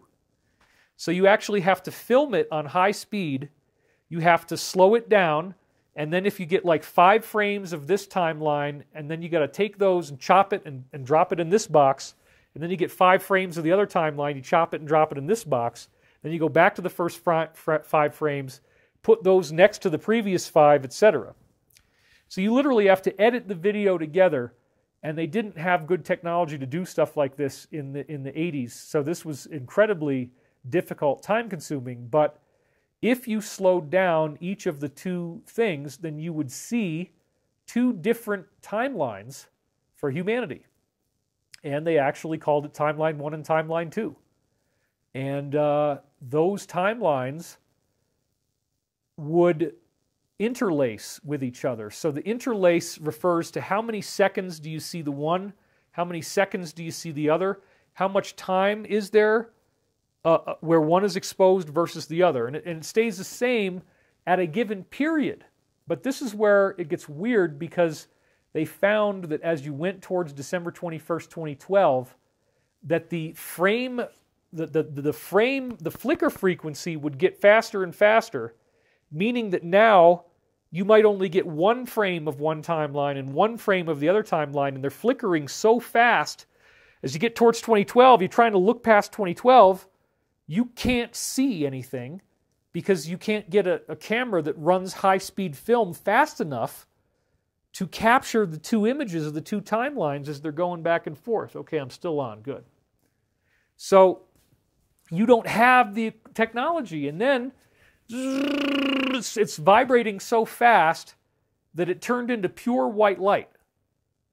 And then literally that's all they can see is pure white light, and they could not use the looking glass technology past this moment of pure white light. The looking glass technology no longer would work past December 21st, 2012. So it's quite one thing to look at this from the perspective of Western astrology, from the perspective of very amazing stuff that we see in the Mayan calendar, and then we could also talk about the idea that the Law of One itself, the series that I've based my life's work on, predicts something to happen right around the year 2012. They said approximately 30 years after 1981. Well, that would be 2011, i.e. 2011, 2012. And so this, again, so many different ancient cultures are expecting that as we go through this transformational process, that there's going to be some sort of catastrophe. And we were even led to believe that, maybe there's no other way. But even though there's a catastrophe, they then tell us, well, don't worry about it, because after the catastrophe, everything's just going to be awesome. Because then it says, okay, we're going to talk about the Golden Age and where this is all going. There are many passages in ancient literature which depict an imaginary existence different from the hardships of real life, an existence blessed with nature's bounty, untroubled by strife or want.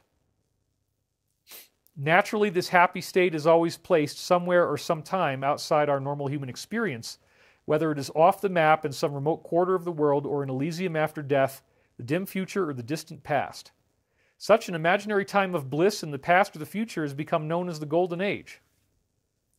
When first mentioned in Hesiod's Works and Days, it is not explained, but briefly alluded to as the state that we would now enjoy if the gods had not hidden the true means of life from us. And of course, this would include technology as well as consciousness abilities that we don't now have, magic powers.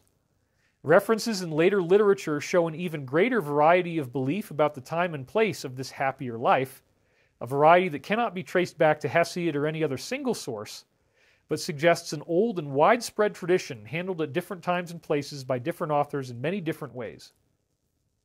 Further confirmation may be sought in the various parallels contained in Eastern literature, notably the Indo-Iranian myth in which Yima of the Zoroastrian Avesta and Yama of the Hindu Vedas must have had their common source. The story of a past age of happiness under a ruler who, when it ended, became the lord of a paradise inhabited by the souls of the blessed. God played no part in the generally accepted picture of those whom Hesiod called the golden race. These Greek authors, like Hesiod, all refer to a golden race. Whoa! It is only in Latin poetry that this is sometimes replaced by a golden age. And they really covered up the golden race part. That's the bottom line. And they talk about this elsewhere in the paper.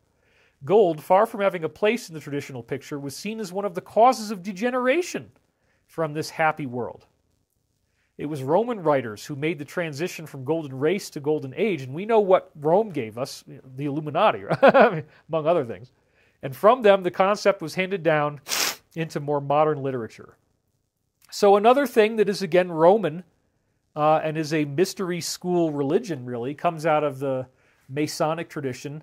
You may not know this, but the Masonic Lodge was patterned off of the Mithraic Lodge. Mithras was a being that had a lot of similarities to Jesus in his descriptions. And I believe that Mithras most likely was another example of an extraterrestrial, higher type of being coming here and trying to teach us about the solar flash.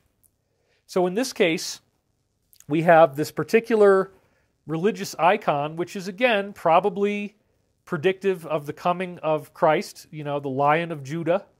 And this is called the Leon Tecephalus, or lion-headed.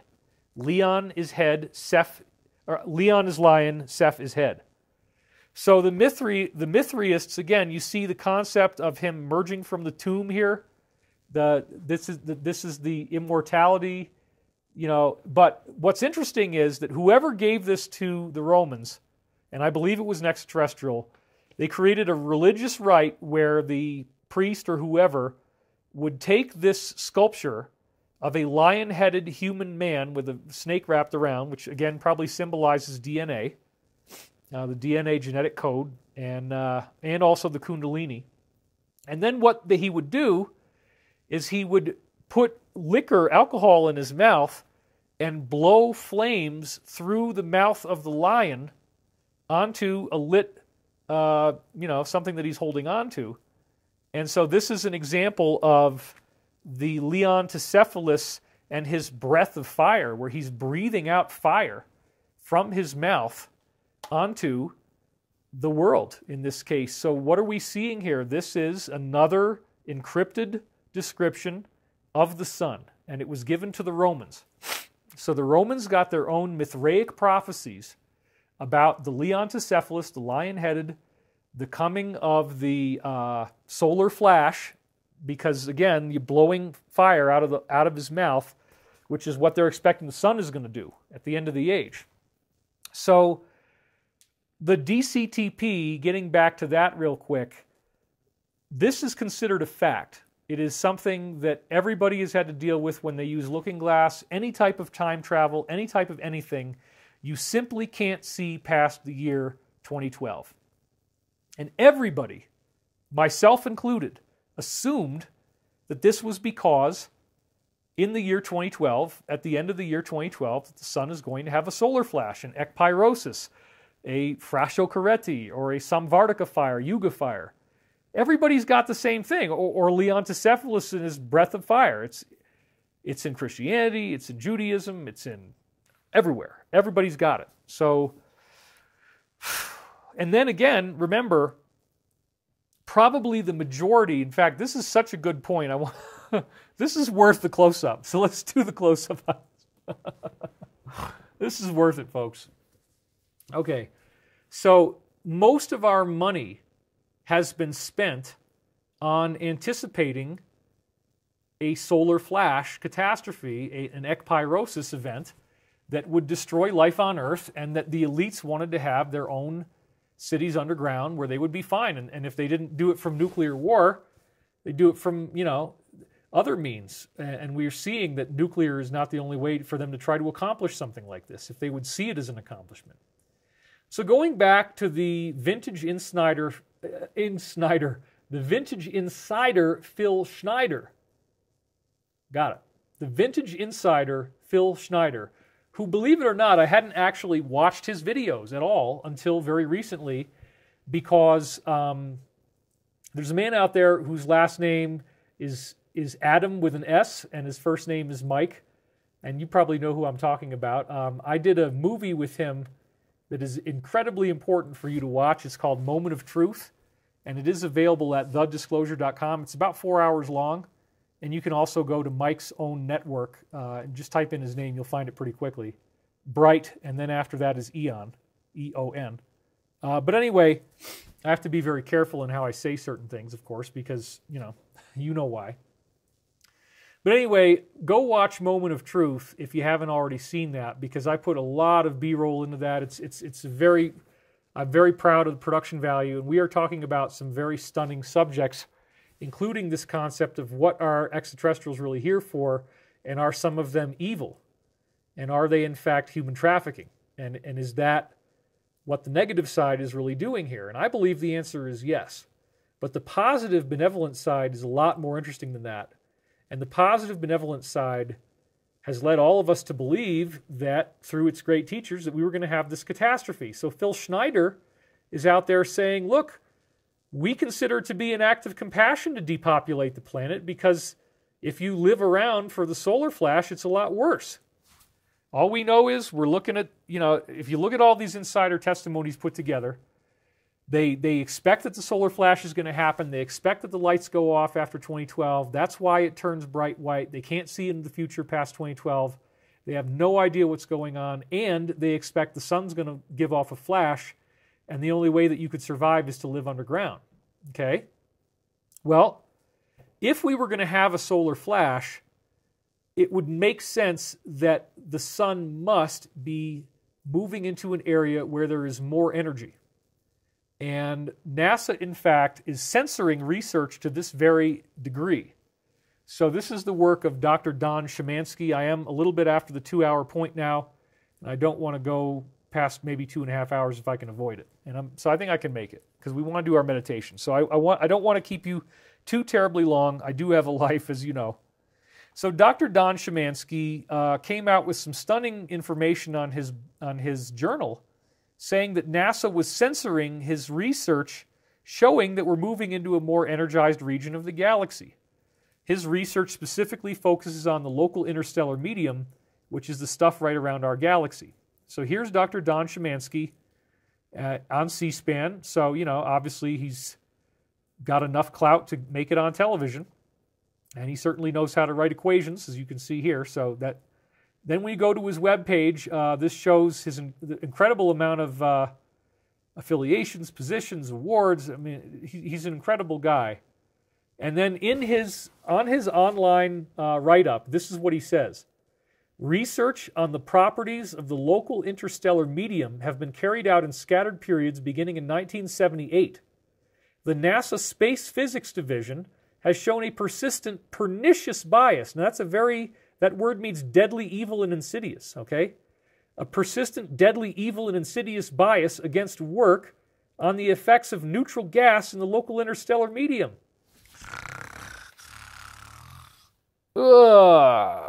He's studying gas. Bernoulli's law, right? And all this kind of, who cares? Who cares? Wow, let the guy study his freaking gas. You're going to have a deadly, evil, and insidious bias against this? So again, here it is. I actually made the slide for this. Just to reiterate the point, a persistent, pernicious bias against this work. Well, what does pernicious mean? Let's look it up on dictionary.com.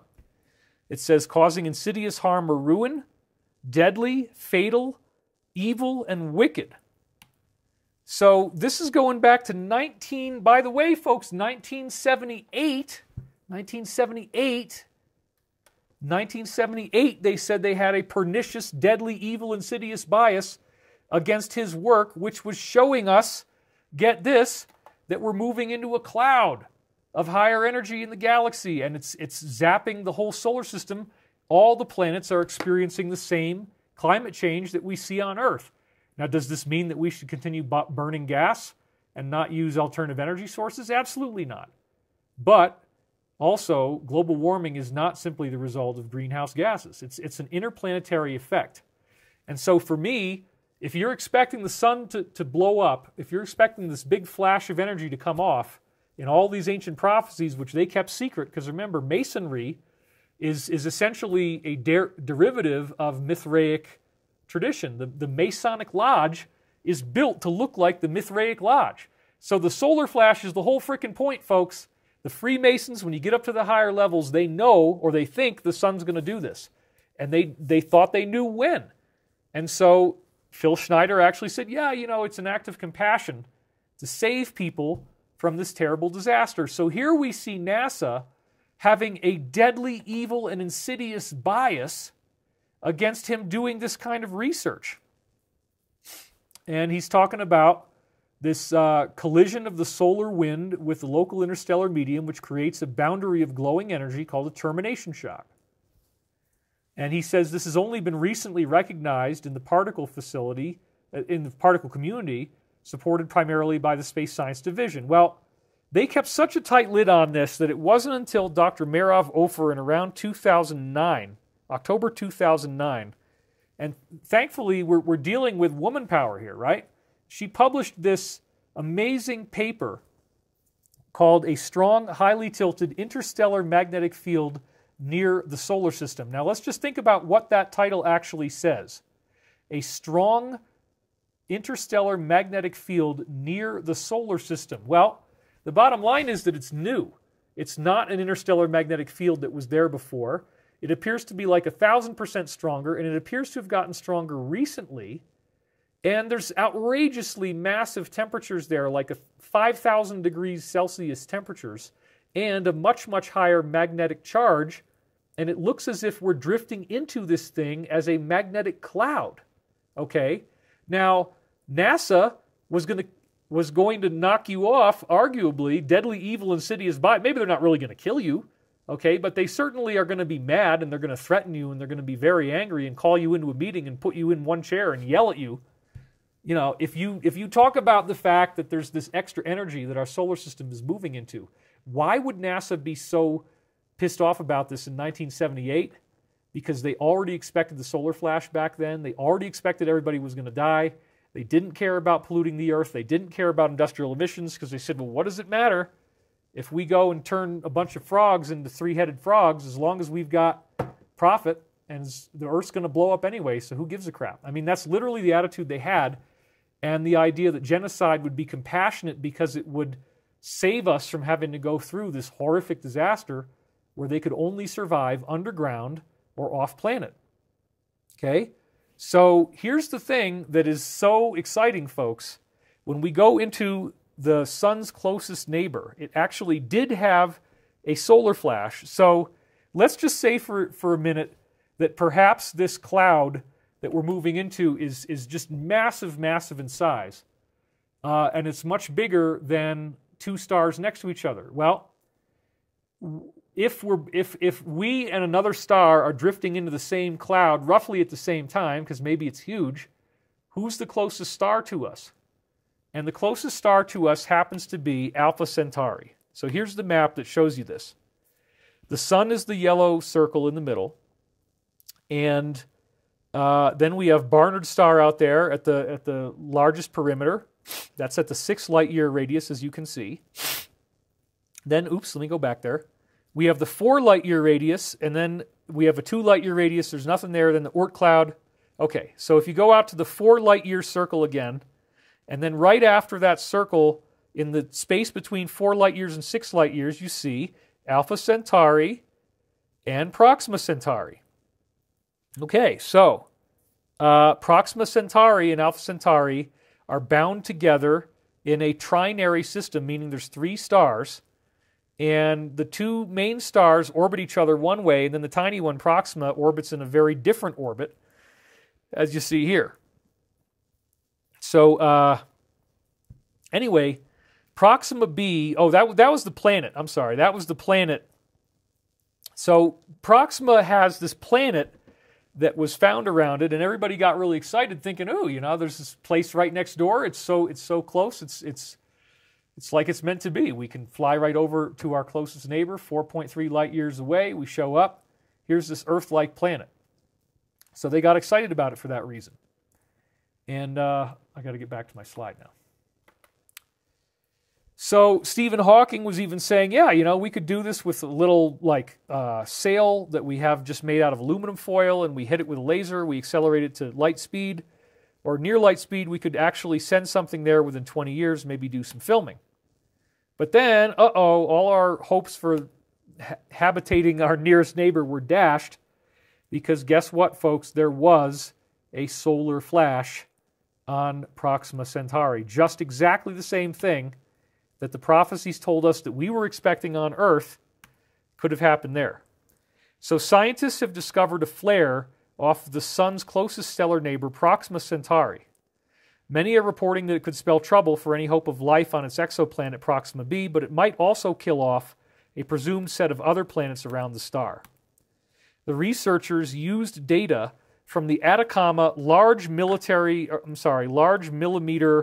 Submillimeter Array, or ALMA, dozens of radio dishes in the Chilean desert that can image radio wavelength light emissions to precise detail. But rather than just average all the data out, they watched how it changed over time. So here is the Atacama Large Millimeter Array. Again, dozens of radio dishes in the Chilean desert, and they can point it at one place and get very advanced data off of particular objects, including, in this case, Proxima, by doing this.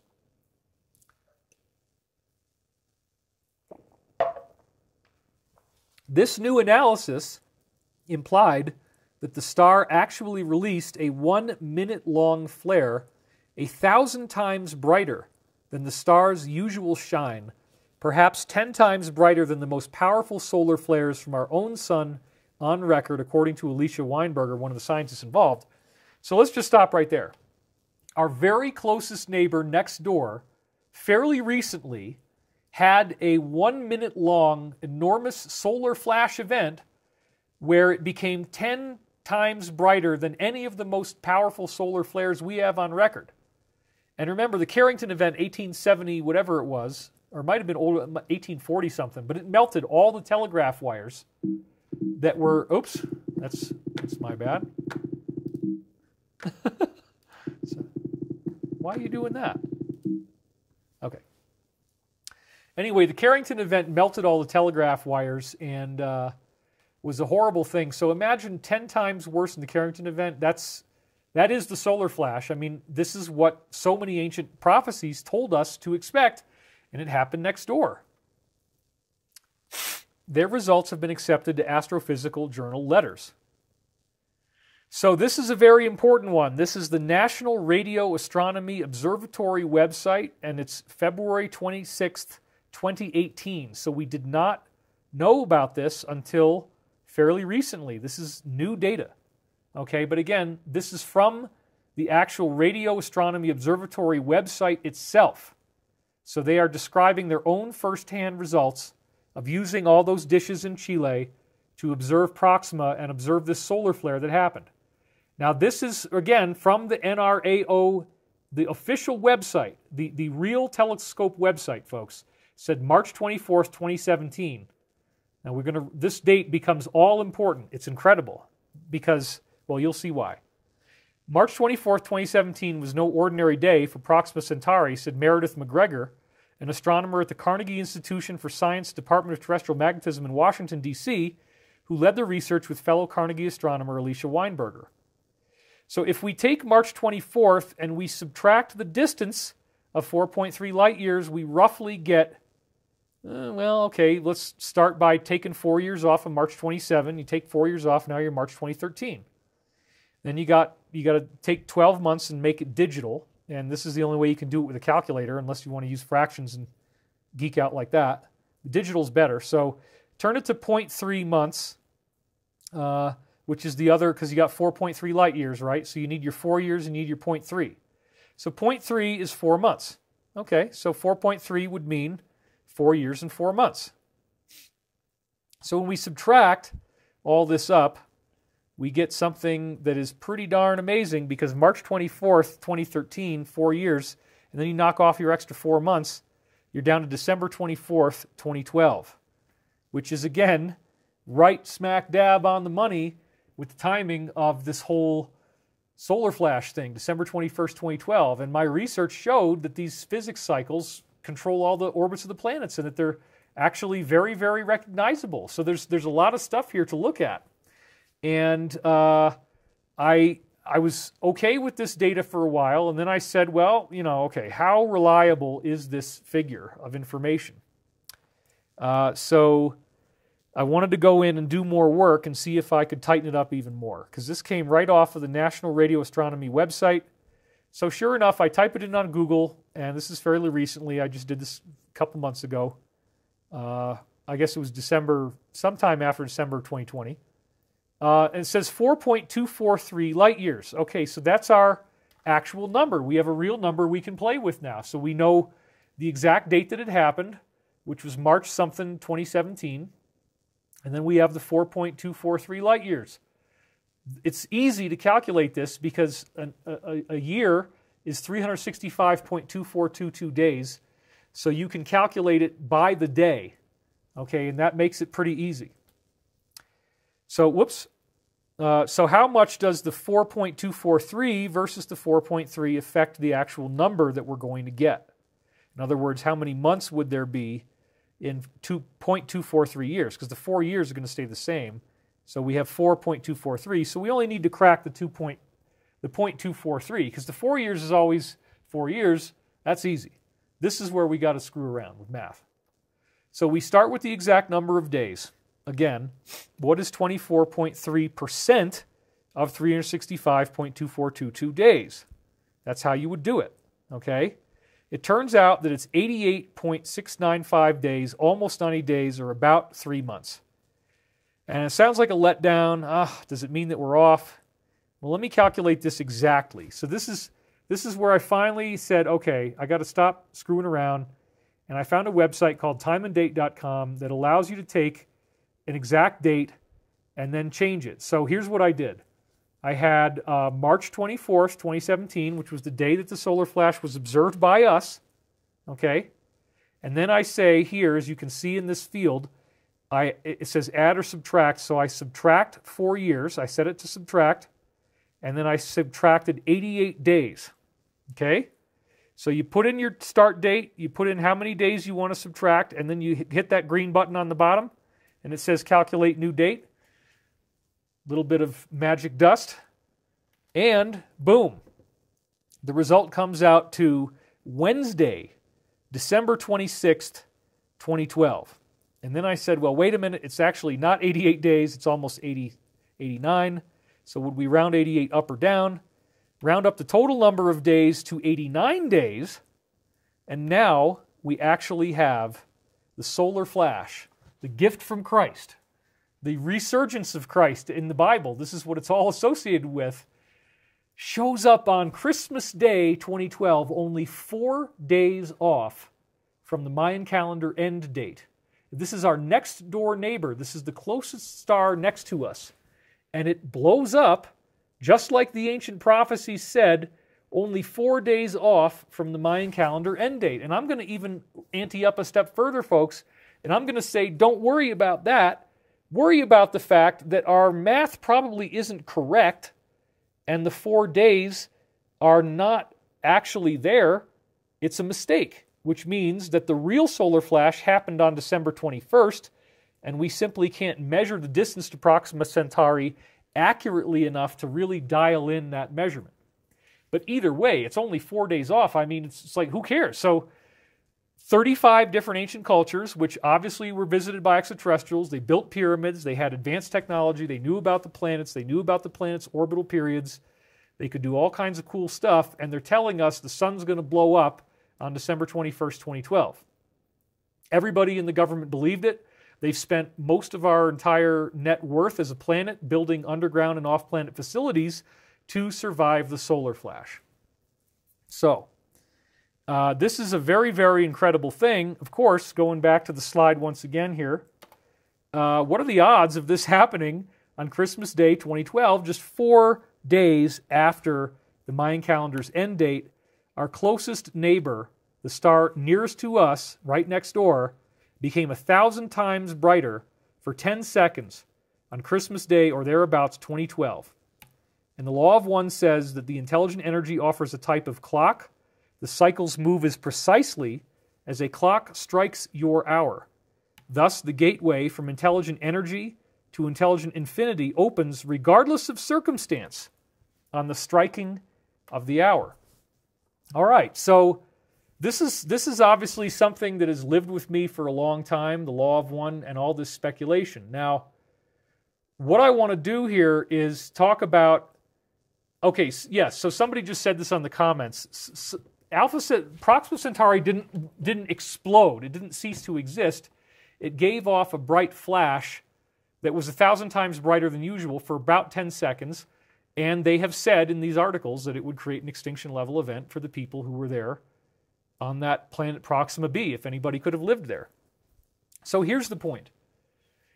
I identified a physics mechanism that led me to believe that this change in the amount of energy in our solar system, the heating up of our planet, this cloud that we're moving into that Dr. Merav Ofer has discovered, and remember Dr. Donald Szymanski, since 1978, NASA is threatening him if he does any research that shows that we're moving into this cloud of high magnetic energy and high temperature. But if it's hotter, then yeah, the planets are going to warm up. Yeah, your sun's going to warm up. And it would appear that one of the things the sun has to do is give off a solar flash. And so maybe it's like a bomb, you know? How does a bomb work? If you create compression, there is an amount of pressure when you cause air to suddenly be formed. In the case of an explosion, it's creating all this new air. As the oxygen is consumed, it has a atmospheric outburst.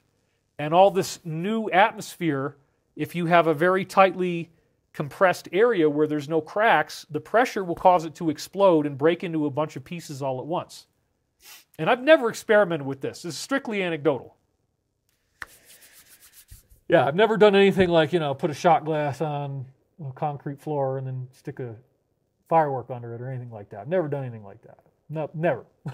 Please don't do anything stupid. Do not play around with fireworks. Do not play around with glass. It's just dumb stuff, okay? Don't do dumb stuff.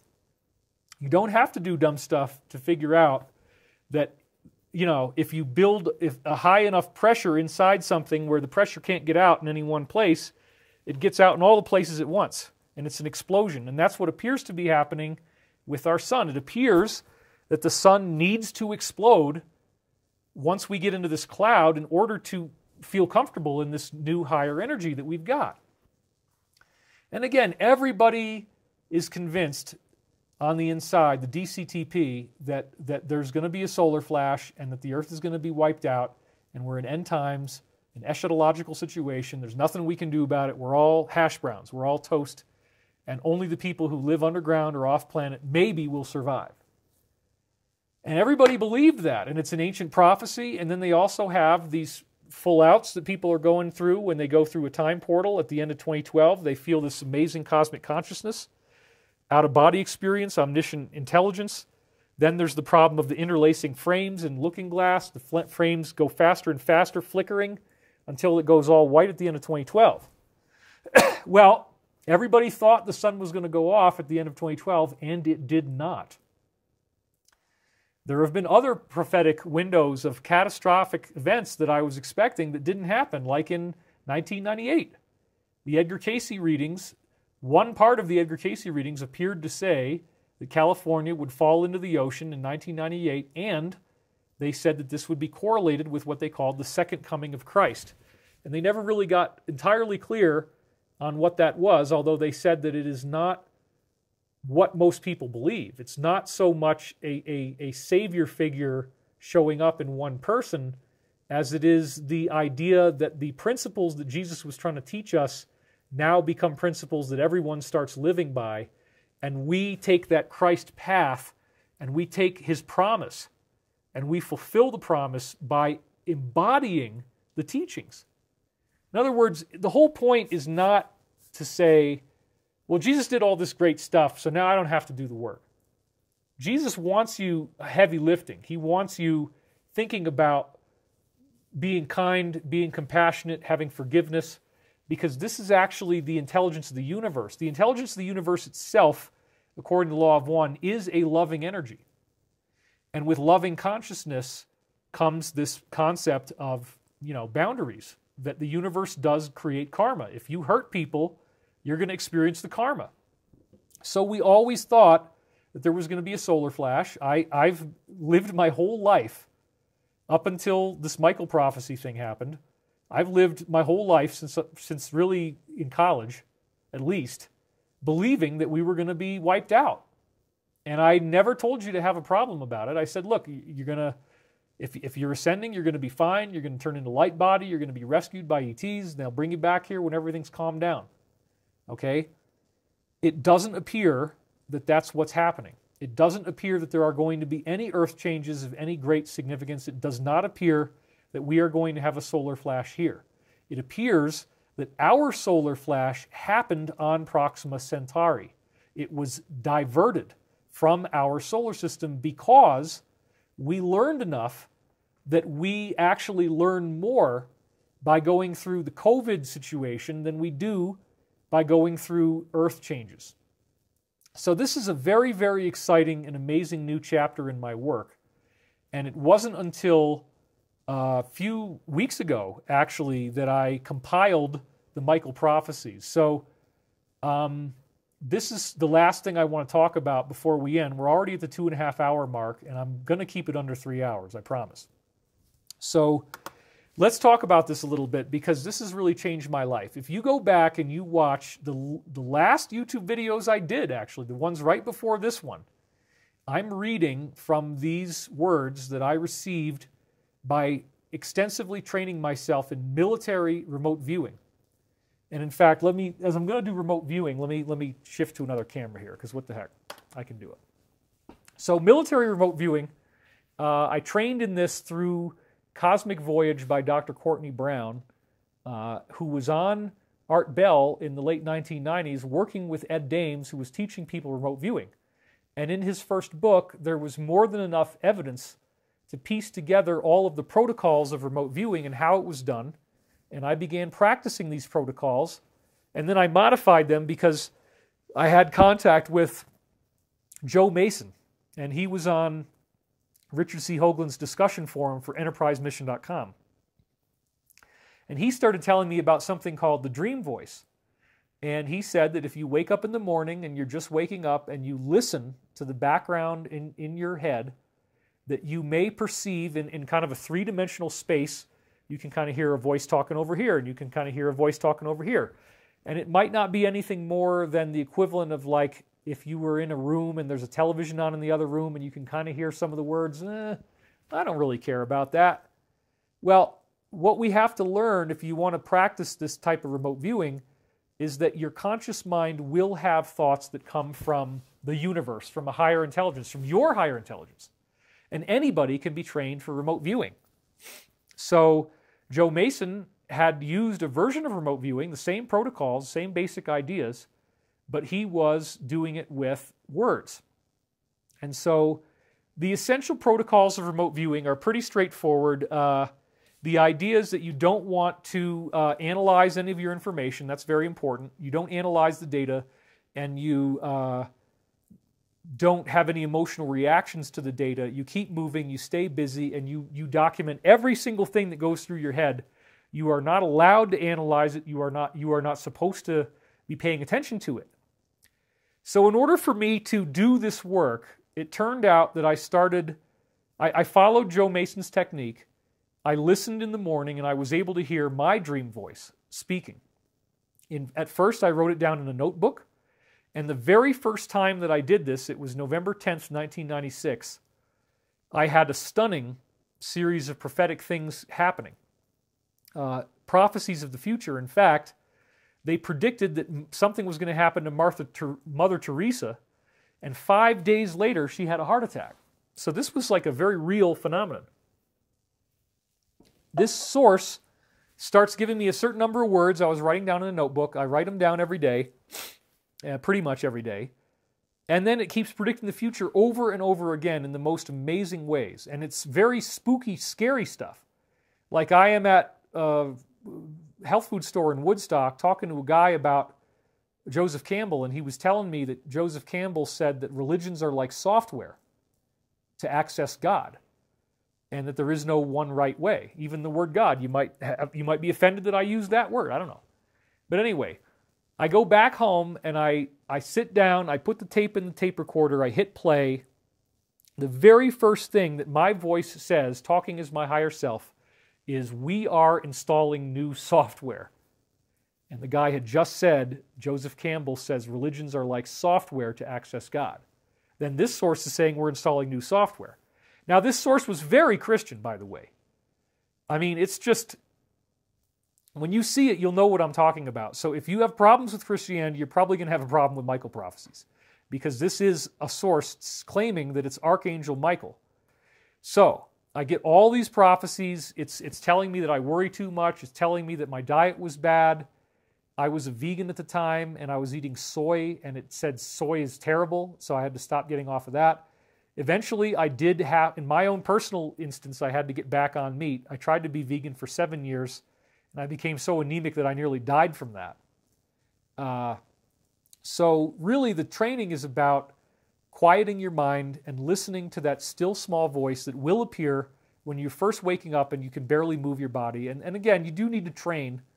I mean, it's best to learn as much as possible if you want to do something like this. But I began practicing this regularly. And so it continued through, it started right at the end of 1996, and in my most recent book, Awakening in the Dream, we talk about how this contact occurred. And the amazing prophecies that were happening. And when I wrote the book, Awakening the Dream, which I did here in this house, by the way, I had a time loop with the time that I first got the words in 1996, and it was absolutely amazing.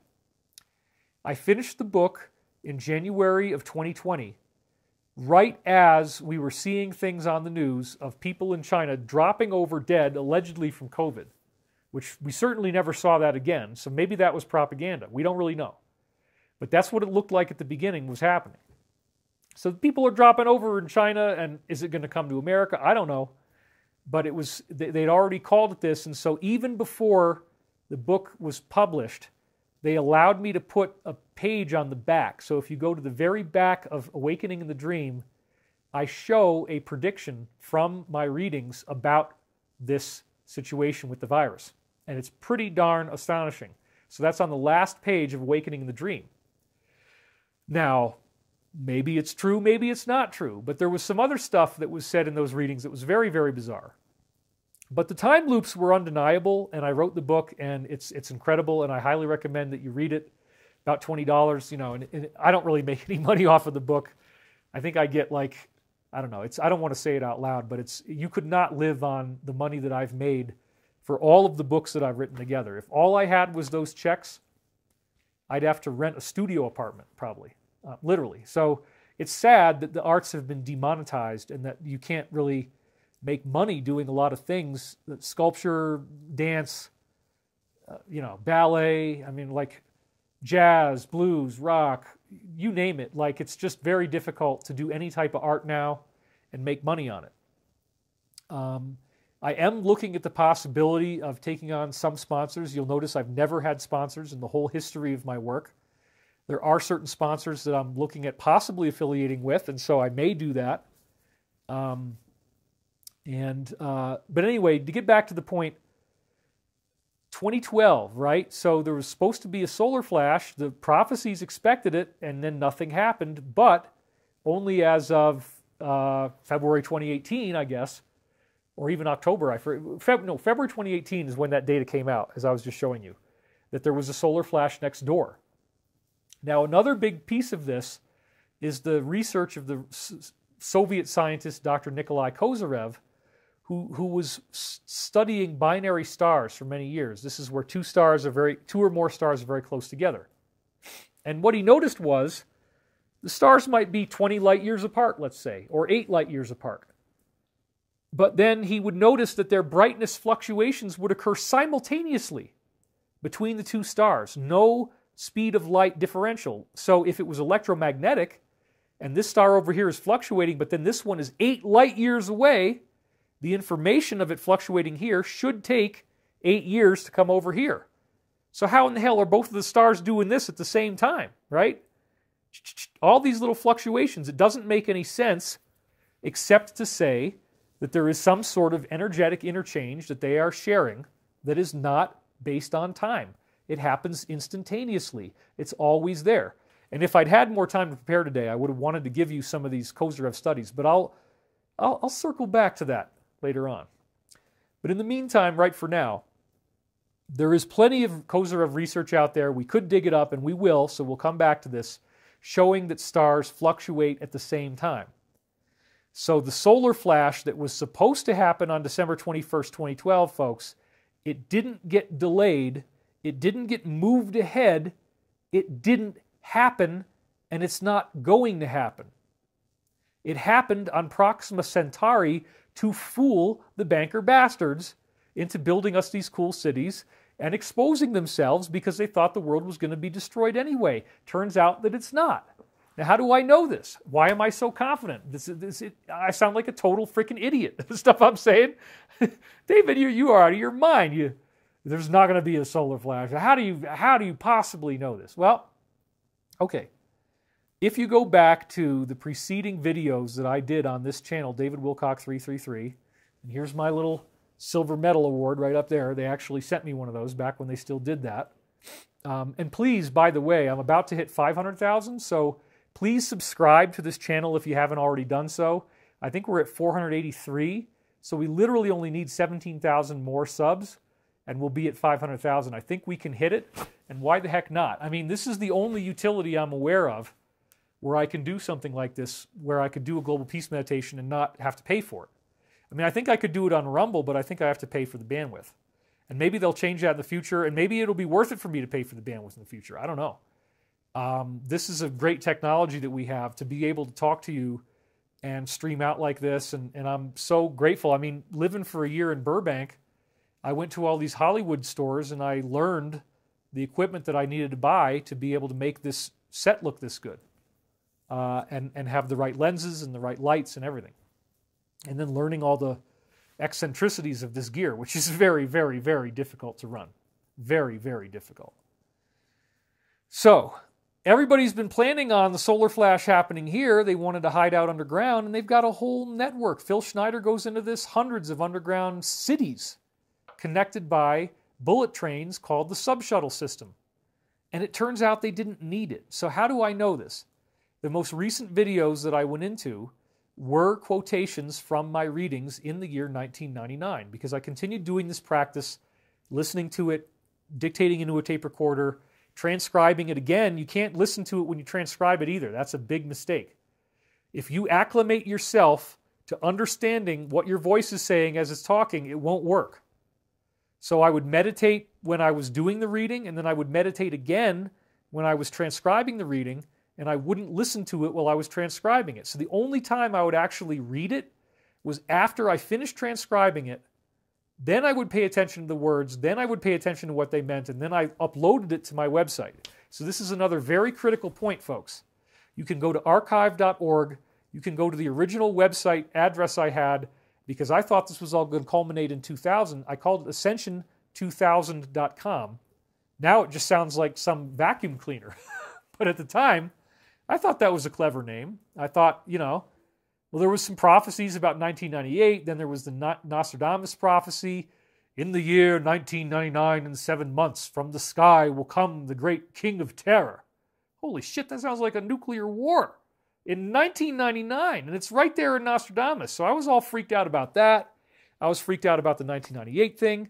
I was freaked out about Y2K, the millennium bug, the idea that the computers only had 2 digits to tell you what year it was, and they're going to think it's 1900, not 2000.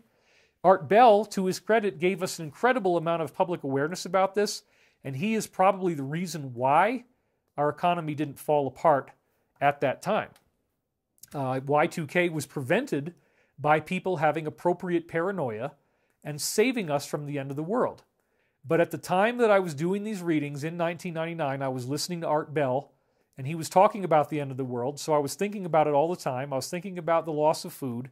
I was thinking about the possibility of the loss of electricity. I was thinking about all of these kinds of very, very frightening millennium scenarios. And I'm pulling in all these readings, and they're describing stuff that sounds like pretty scary things are going to be happening on the Earth. And I noticed that they said that the military-industrial complex would be exposed. And they actually predicted in these readings a positive transformation where the evil that's on Earth is going to be revealed much more dramatically than any of us are expecting, that they will be fully exposed, that everybody on Earth will know what they did, and that they will face justice. And I, again, have advised for not using death penalty as much as possible, not using capital punishment. I think imprisonment gives people time to reflect on what they've done and how much better the world is going to be once they're not screwing with us anymore, frankly. And the technology that they wouldn't let us have is able to be released. I mean, that's a better situation than what we got now. And you can't bring us into a green economy if we don't have the technology to support it. We can't do solar panels. This has been proven. We still need fuel. We need liquid natural gas. We need oil. We need gas. I mean, these are things that we can't get rid of yet. And it's become a very, very poignant point in the struggle that's going on with Russia. So when I was going through my work late last year, this was in September, I realized, okay, I'm working on this company now. I've got this aerospace company, and I am in the process of hopefully getting it financed well enough that we can make hover cars and power plants, among other things. Change the world bring in this whole new layer of technology. And I actually even went so far as to create an online paid program called The Disclosure, where the CEO of our company, who has worked directly on these technologies before, so he claims, is coming out and telling us how it works.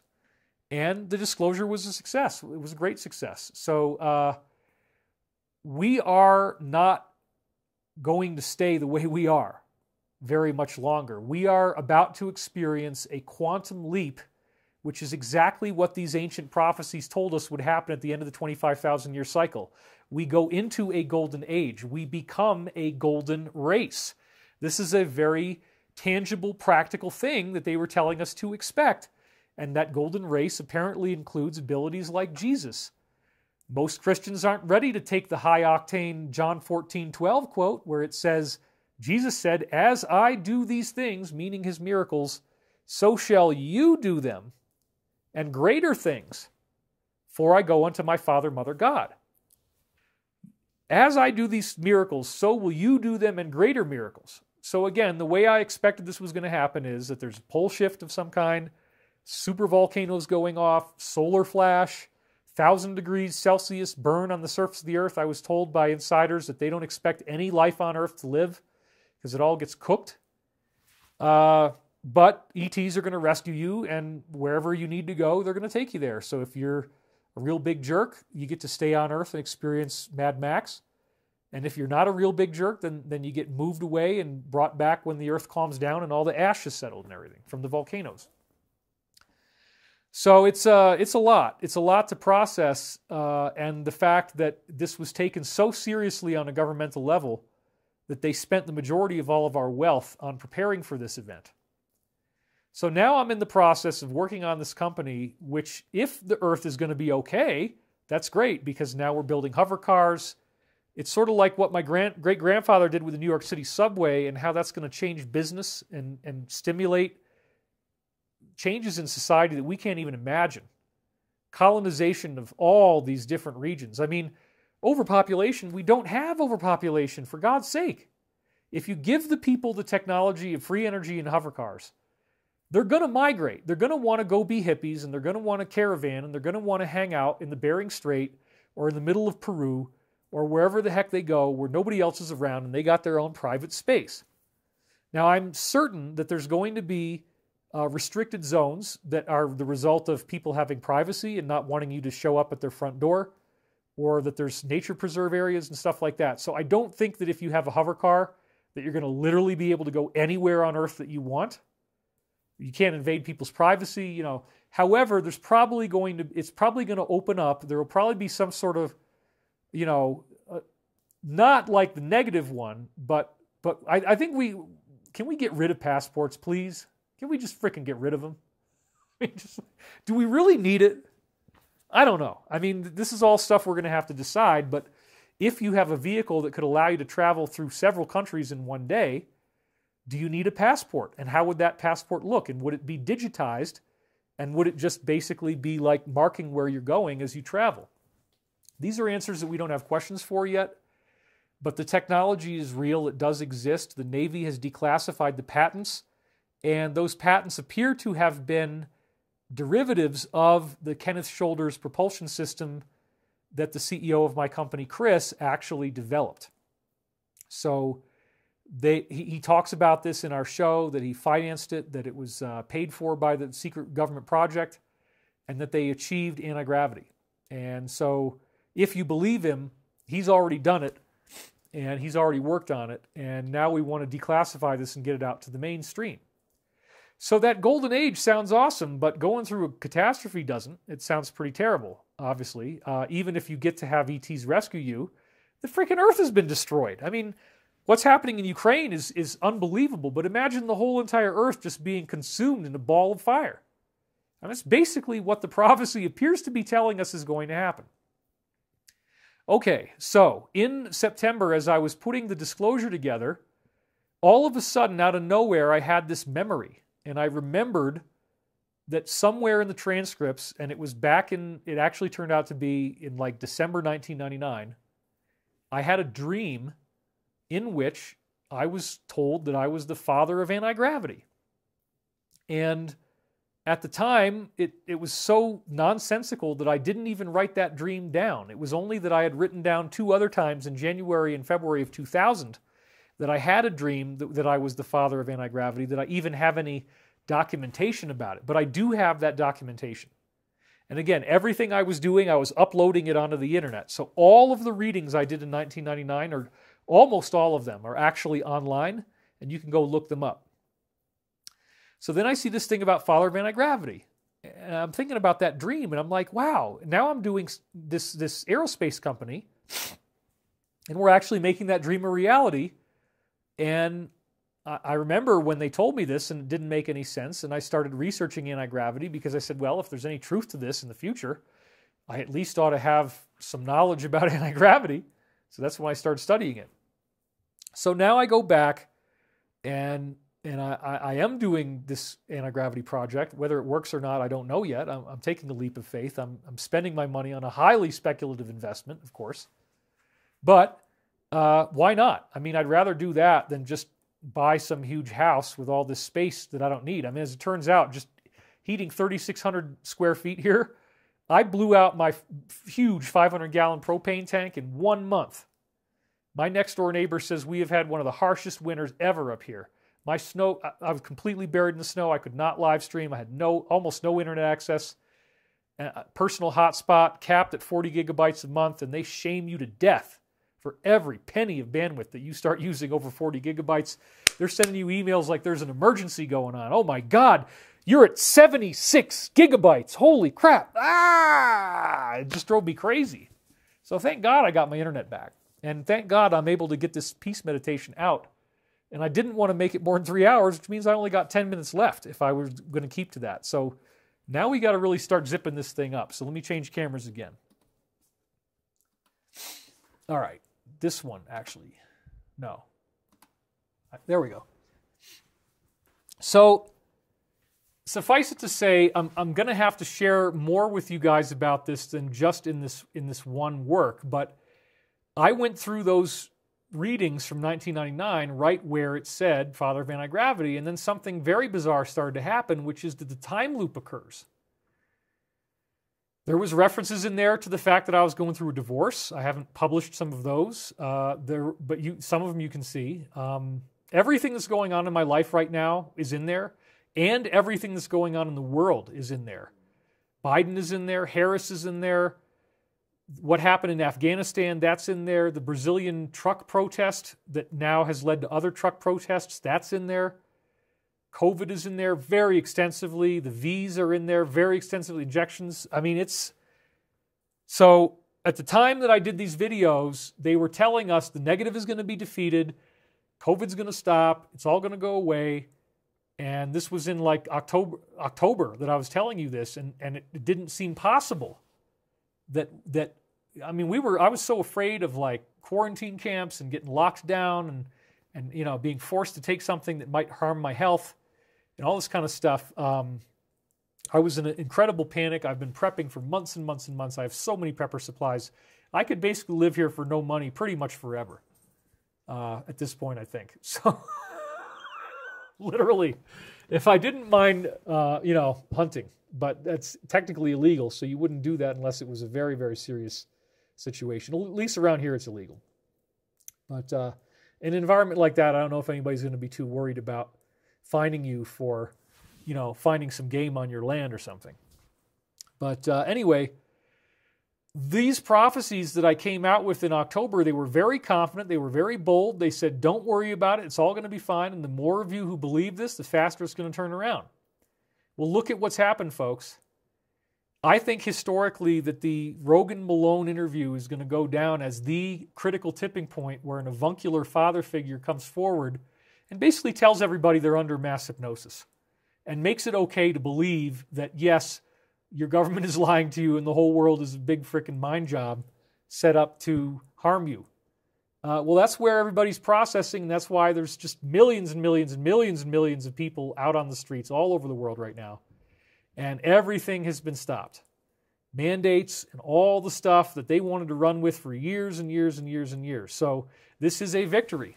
It's a very huge victory, and we've already done most of the work. Now, of course, what would the usual suspects want to do?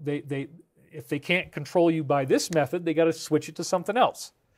And so there was all this hype in the media about Ukraine's going to be invaded, Ukraine's going to be invaded. And I didn't believe it either. Putin pulled off one of the most amazing geostrategic chess moves in history by literally, as a chess grandmaster, nobody else could do it, bluffed the whole world into thinking he was never going to do this invasion. But here's the problem. You can only do that once. You can only do that once. And so what we have actually seen already is that World War III is not happening. Other countries are not willing to participate. They are not willing to send in their troops because they know that it's going to escalate, and we have an asymmetric global warfare situation right now in which Russia has missiles, Stinger missiles, that give a decisive advantage. They have such tactical advantages that there really is no deterrence. I've been reading articles recently that said that Russia could basically invade any country in Europe they want. It's scary as hell, because if Russia is evil, then we are really screwed, or at least Europe is really screwed. But what we're actually seeing is a very large amount of content from our mainstream media here that may or may not be exactly what's going on. And then there's certain pieces of data that the mainstream media is omitting. And again, these pieces of data are either true or not. Do I know that they're true? Not absolutely, but there's a lot of people out there putting pieces together, looking at the possibility that there might be certain facilities that Putin is going after, biological in nature. This has been extensively discussed. I don't think that it's as simple as Russian propaganda. There's probably something to it, because we're finding now people looking it up and saying, yeah, well, Ukraine might not even know about it, but there might be some really bad stuff going on in their country. And so again, we have friends in Vinnytsia. I have a friend whose wife is about to give birth. He's trying to escape. It's terribly heartbreaking. I am not celebrating what's going on at all. There are lots of atrocities. I've gotten plenty of information about this firsthand. A lot of the Russian troops don't want to do it either. They're driving around in circles around a little village, and then they walk back home and say they ran out of gas. A lot of the people who are getting thrown into this from Russia apparently don't have any training. There's a whole contingent of them that are just getting drafted and thrown in there. So there's a lot of strong opinions about what may or may not be going on there, but the point is it's not escalating, and it is contained, and it's probably not going to last a whole lot longer. If Zelensky were to ask me personally, which he's not, for my advice, based on my study of history, this is what I would say. Take the advice from our own President Donald Trump and surrender, because that's what he did in the election. He didn't fight.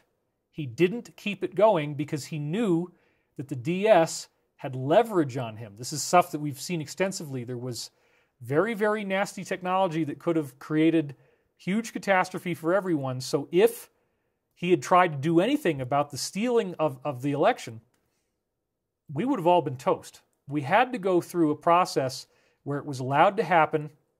And something like, if you look at this phrase I'm about to say, take the first letter and the last word and stick them together. Darwin's theory of evolution. Evolution, okay? You got it? That's what it's called, and we know a lot about this, and I've been told by my own high-level insiders that this is real and it is happening. Now, I have been reporting on the idea that there might be some kind of an alliance working to defeat the powers that were pretty much my whole career, and I'm now at like 3 hours, so I don't really have a whole lot more time to talk here. But suffice it to say that I do believe that we are going to see more hostility before it ends. There's so much insider telegraphing that something is going to happen in Taiwan. We're already seeing the cyber strike, which predated the Russian ground assault in Ukraine. So they're already having a cyber assault in Taiwan. I've seen data saying there might be as many as 40 labs there, okay? And so we don't know what the heck is going on here. I don't think you should be too upset. I mean, it is terribly upsetting, but I don't think you should think it's the end of the world if this starts happening in Taiwan. But when China turns down Biden and actually takes his intel and hands it off to Russia, this bodes very, very badly for the U.S.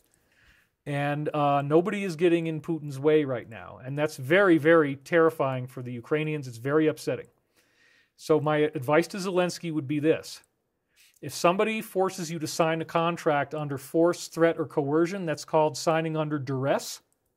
And if you sign under duress, you can then use your political power, which is the sympathy you have from the people, to renegotiate the agreement. You sign the terrible deal, you sign the terrible contract, you accept what appears to be a surrender. There's all these clauses in there. You say, there's no freaking way we can accept this. They say we're never going to be allowed to have weapons. Well, that means we can't defend ourselves.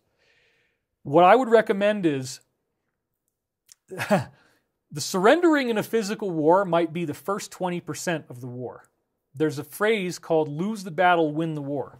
Okay? Look at what happened with Joan of Arc. She lost the battle. People wanted to believe she was touched by God, but she died on the stake, burned alive. That martyrdom caused the people to be inspired and to uprise in her support and then actually throw off tyranny.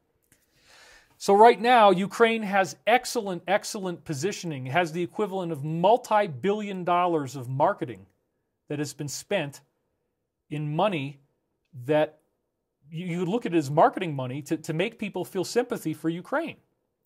But what people obviously don't feel sympathy for, based on how the narrative is unfolded, is they don't feel sympathy for World War III or nuclear war. And so, given the fact that the Russian army outnumbers Ukraine greatly, there's really only two choices. If Putin doesn't stop being aggressive, he's either going to get them by sheer numbers, or it's just going to last forever. It's just going to be this prolonged thing like Afghanistan, in which case nobody wants to live in Ukraine. The civilians are constantly dying. So here's the trick, and there's a lot of evidence in history to support this. If Zelensky signs what appears to be a shitty deal, he's got billions of dollars worth of marketing and the will of the people, who will then go back and say, no, we don't like this deal. So just because you sign a contract doesn't mean that it's going to stick if you signed it under duress, which means that you had to sign it because you were forced to under threat of death. So in light of this, as a practical solution to try to get us through this right now, I would say sign the deal so that people stop dying, because once the deaths stop, the firing of weapons stops, all the hostilities stop. At this point, you now have bought yourself some time. Oh my God, I can't believe we signed this horrible contract. How could we have signed this contract? Renegotiate. You know what? The changes that are going to happen in the world, if we are right, and I totally believe we are, and the Michael prophecies are saying this, these bad guys are going to be defeated.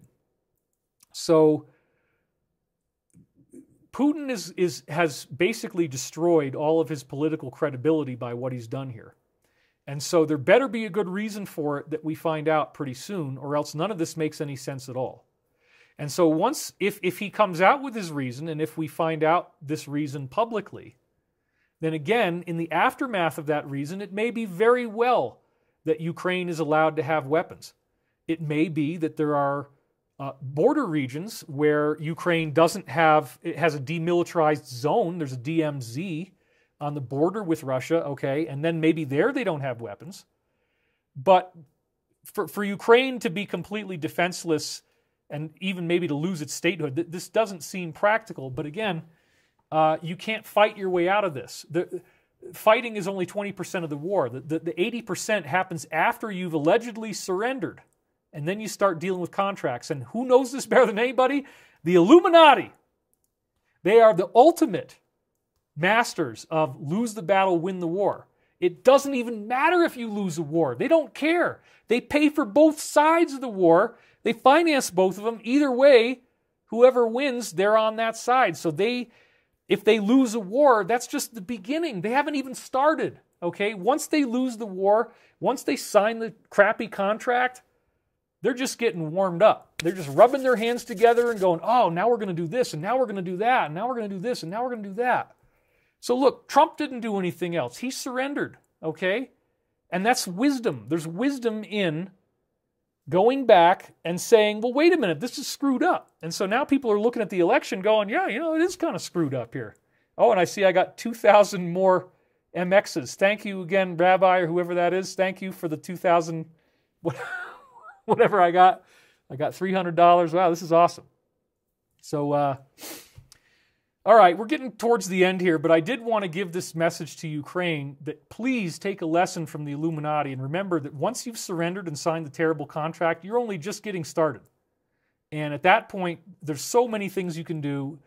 Contracts under duress are invalidated. It's a breach of contract because the contract itself was created through threat and coercion.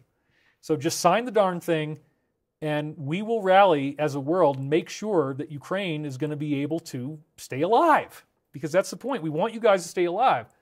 But we don't want you to drag us into a nuclear war either. So it doesn't look like fighting him off is going to win the war. The only way to do this now is with the creativity that the deep state would think of, right? Which is, we can't win this militarily, so we sign the thing and then we get them some other way, right? And the other way, they got a lot of clever stuff here. But again, if you got billions of dollars worth of marketing and there's a high degree of sympathy for the Ukrainian people and everybody in the world is just shocked and horrified by what has happened, you better believe the contract's under duress and we'll get you a renegotiation, okay? So that's my advice on a practical level as to how we might be able to solve this thing. But also, then we have the technology of mass meditation. So mass meditation technology brings us to this workable system where we're manipulating, for a positive purpose, the collective consciousness. And so before we do the mass meditation, I want to share with you that it ultimately turned out that these time-looped prophecies from 1999 that extend into the present, they exist in January, February, March, April, May, June, July, August, September, October, November, December. The whole entire year 1999 is chock full of readings that are directly prophetic of what's happening right now in our world. And this is why I am so confident that we are not heading into nuclear war. That's not in there. We are not heading into World War III. That's not in there. We are not heading into some large-scale earth change or solar flash. That's not in there. In fact, this is the big message I wanted to give you guys, and I'm sorry that it's already taken me 3 hours to get to this point, but I'm going to try to keep it as quick as I can here because I don't want to go on much longer. Oh, Nurse Lois 22 gave me $100. Paolo Avila gave me $50. Thank you so much, you guys. That is awesome.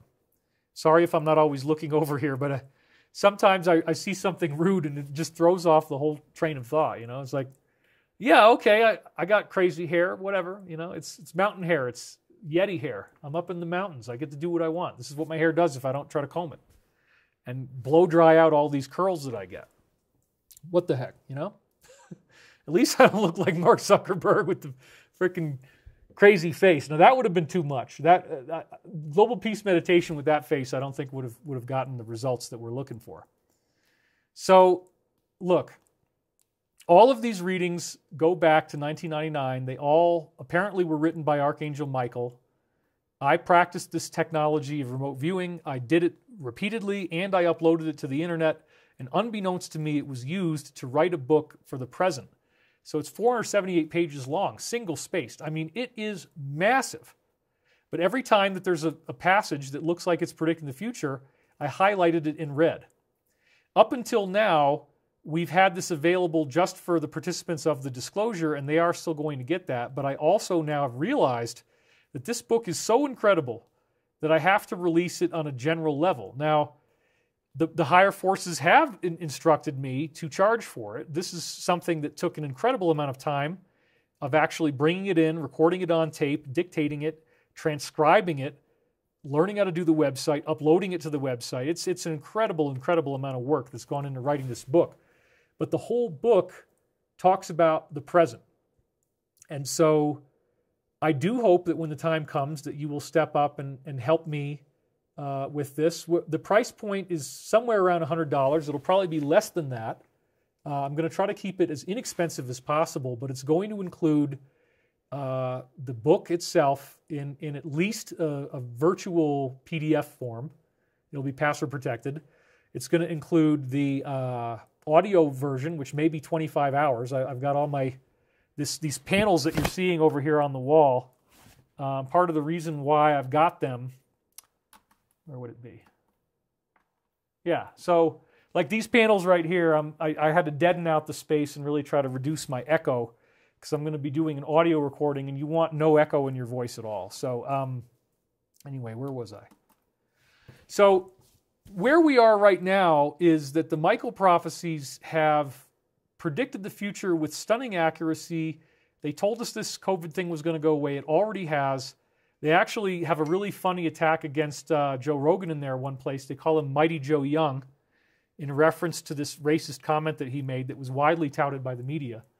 There's so many things in there that are stunning. But the bottom line, when you read the book, is that it tells us that the earth changes will not be necessary, that this whole thing with vaccines and COVID and the exposure of the elite, that it is the equivalent of the earth changes and that it negates the need for the earth changes. There is not going to be a solar flash. There is not going to be a pole shift. Why? Because it got diverted to Proxima Centauri. The explosion happened simultaneously on December 21st, 2012, but it didn't happen here. It happened next door. And what Michael is saying is that we are now on the Ascension timeline. So congratulations, if you are still alive, if you are watching this and you are still alive, if you're not watching this from the afterlife, you are now participating in what they call the Ascension. This whole process of the mass global awakening, the understanding of tyranny, the understanding of entrenched corporate dictatorships, and the control of finances to limit freedom. I mean, all of this stuff is coming out now. And we apparently have, we have graduated from the need for the catastrophe, which again, nobody in the secret government is going to want to believe this. And I think that it would take beings from the future writing this book in 1999 and then having so many time loops to the present. There's hundreds of them, literally hundreds of them. So yeah, when you read it, you're going to have a lot of fun, and it's going to be amazing, and probably most people are going to want to listen to it. So I'm getting really close now to having this product ready to go. Hopefully we'll have it ready within a couple weeks, because I mean the Taiwan thing is probably going to happen before I can get it out. But we are looking at a big transitional jump that's going to happen in the immediate term here, which probably is going to lead to some kind of trials where people are being publicly accused of things in courts and being found guilty. And it's going to be much, much bigger than we thought. And then afterwards is where we get a huge burst of prosperity. All this stolen money is released, and all this suppressed technology is released. So yes, right now it's tragic. It's terrifying what's happening in Ukraine. If it happens in Taiwan, it's going to be just as traumatic. It's going to be just as terrifying. It's going to make us think this is the end of the world. That's not what the book says, folks. The book says we're going to be fine. The book says these people are going to be arrested. And the book says that as a result of us doing this, that we don't need to all die off. And again, I don't believe that everybody who took one of these injections is going to die either, because I talked about pyramid technology and all this amazing stuff that we have. So even if this thing has literally liquefied your organs, we may be able to play some laser light into your organs and regrow them, just like we did in the rat with the pancreas. And if it's good enough for a rat, why isn't it good enough for you? All right, well, let's go ahead and let's get this. Yenis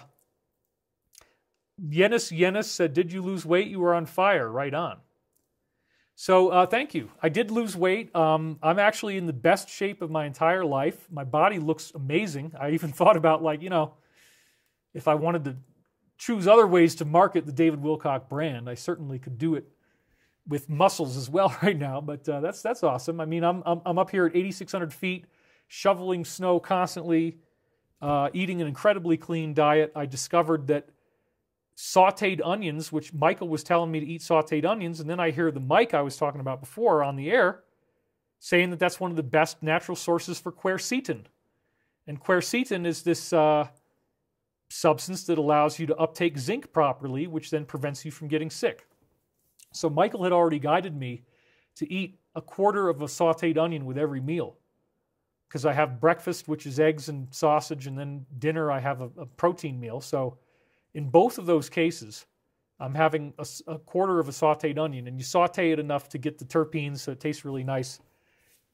So that's a great natural remedy, costs almost nothing to help keep you safe. But in the meantime, this technology of mass meditation is really what I want to use, and it turns out right now we have 7,371 concurrent viewers, which is 371 more than we need for the meditation effect, because it takes 7,000 people.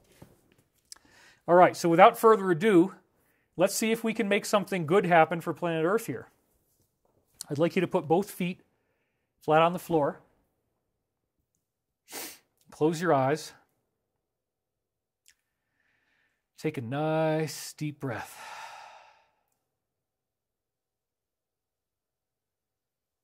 And just let it all go.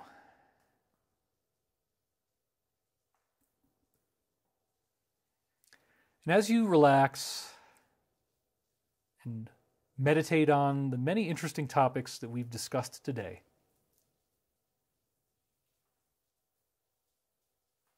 perhaps it's time to let yourself feel the loving energy of the universe for what it really is. Loving energy is the author of all existence. No matter how dark the road may seem, no matter how impossible the odds, there is always a ray of light that shines through that consumptive darkness, providing a tangible path to an acceptable victory solution. And without taking personal inventory of how we have lied to ourselves and not been honest and not been truthful about who we are and what we're really doing here, that is the extent to which we have not lived up to our full potential. Recognize that you are a creator being with incredible ability. Your mind sculpts reality with each and every thought. And as we paint the reality that we wish to see in the world, we do so with an aura of love and expectancy. We are incredibly grateful to have received a message indicating that earth changes will not be necessary, that we get to continue to live our lives here on earth, that this bizarre global initiation we've been through is the fulfillment of the 25,000-year cycle. It is the fulfillment of the eschatological prophecies of the end times. It is the fulfillment of the movement of the earth in the prophecies, except that it's happening through the movement of people, through the movement of politics, through the movement of ideas, and through the progress of civilization itself. As we become ennobled and embodied and stand up and replace tyranny with acceptance, replace judgment with humility, and replace violence with understanding, we become capable of co-creating the world that we would wish to live in, no longer being ruled by violent psychopaths who use lies, trickery, deception, and deceit to fulfill their goals, where the only thing they can truly strive for is to reduce life as much as possible, since they themselves dislike being alive. They themselves don't quite get the whole point of what this is all about. They don't really like being here. They don't really like organic life in general. And so in the most extreme cases of people on the psychopath spectrum, they feel compelled to punish and to destroy organic life because they hate life. They hate being alive. And therefore, the only thing they can do is to try to seek revenge. We have had enough of people seeking power on earth so that they can enact revenge against life itself. Life is not something that needs to be avenged. Life is not something that needs to be destroyed, tortured, mutilated, and punished. Life can be growing on this earth. We have plenty of room for everyone, especially as these technologies come out that will give us easy to produce food, irrigation, travel to any part of the world we need to go. We can colonize all kinds of areas that were inaccessible to us up until now.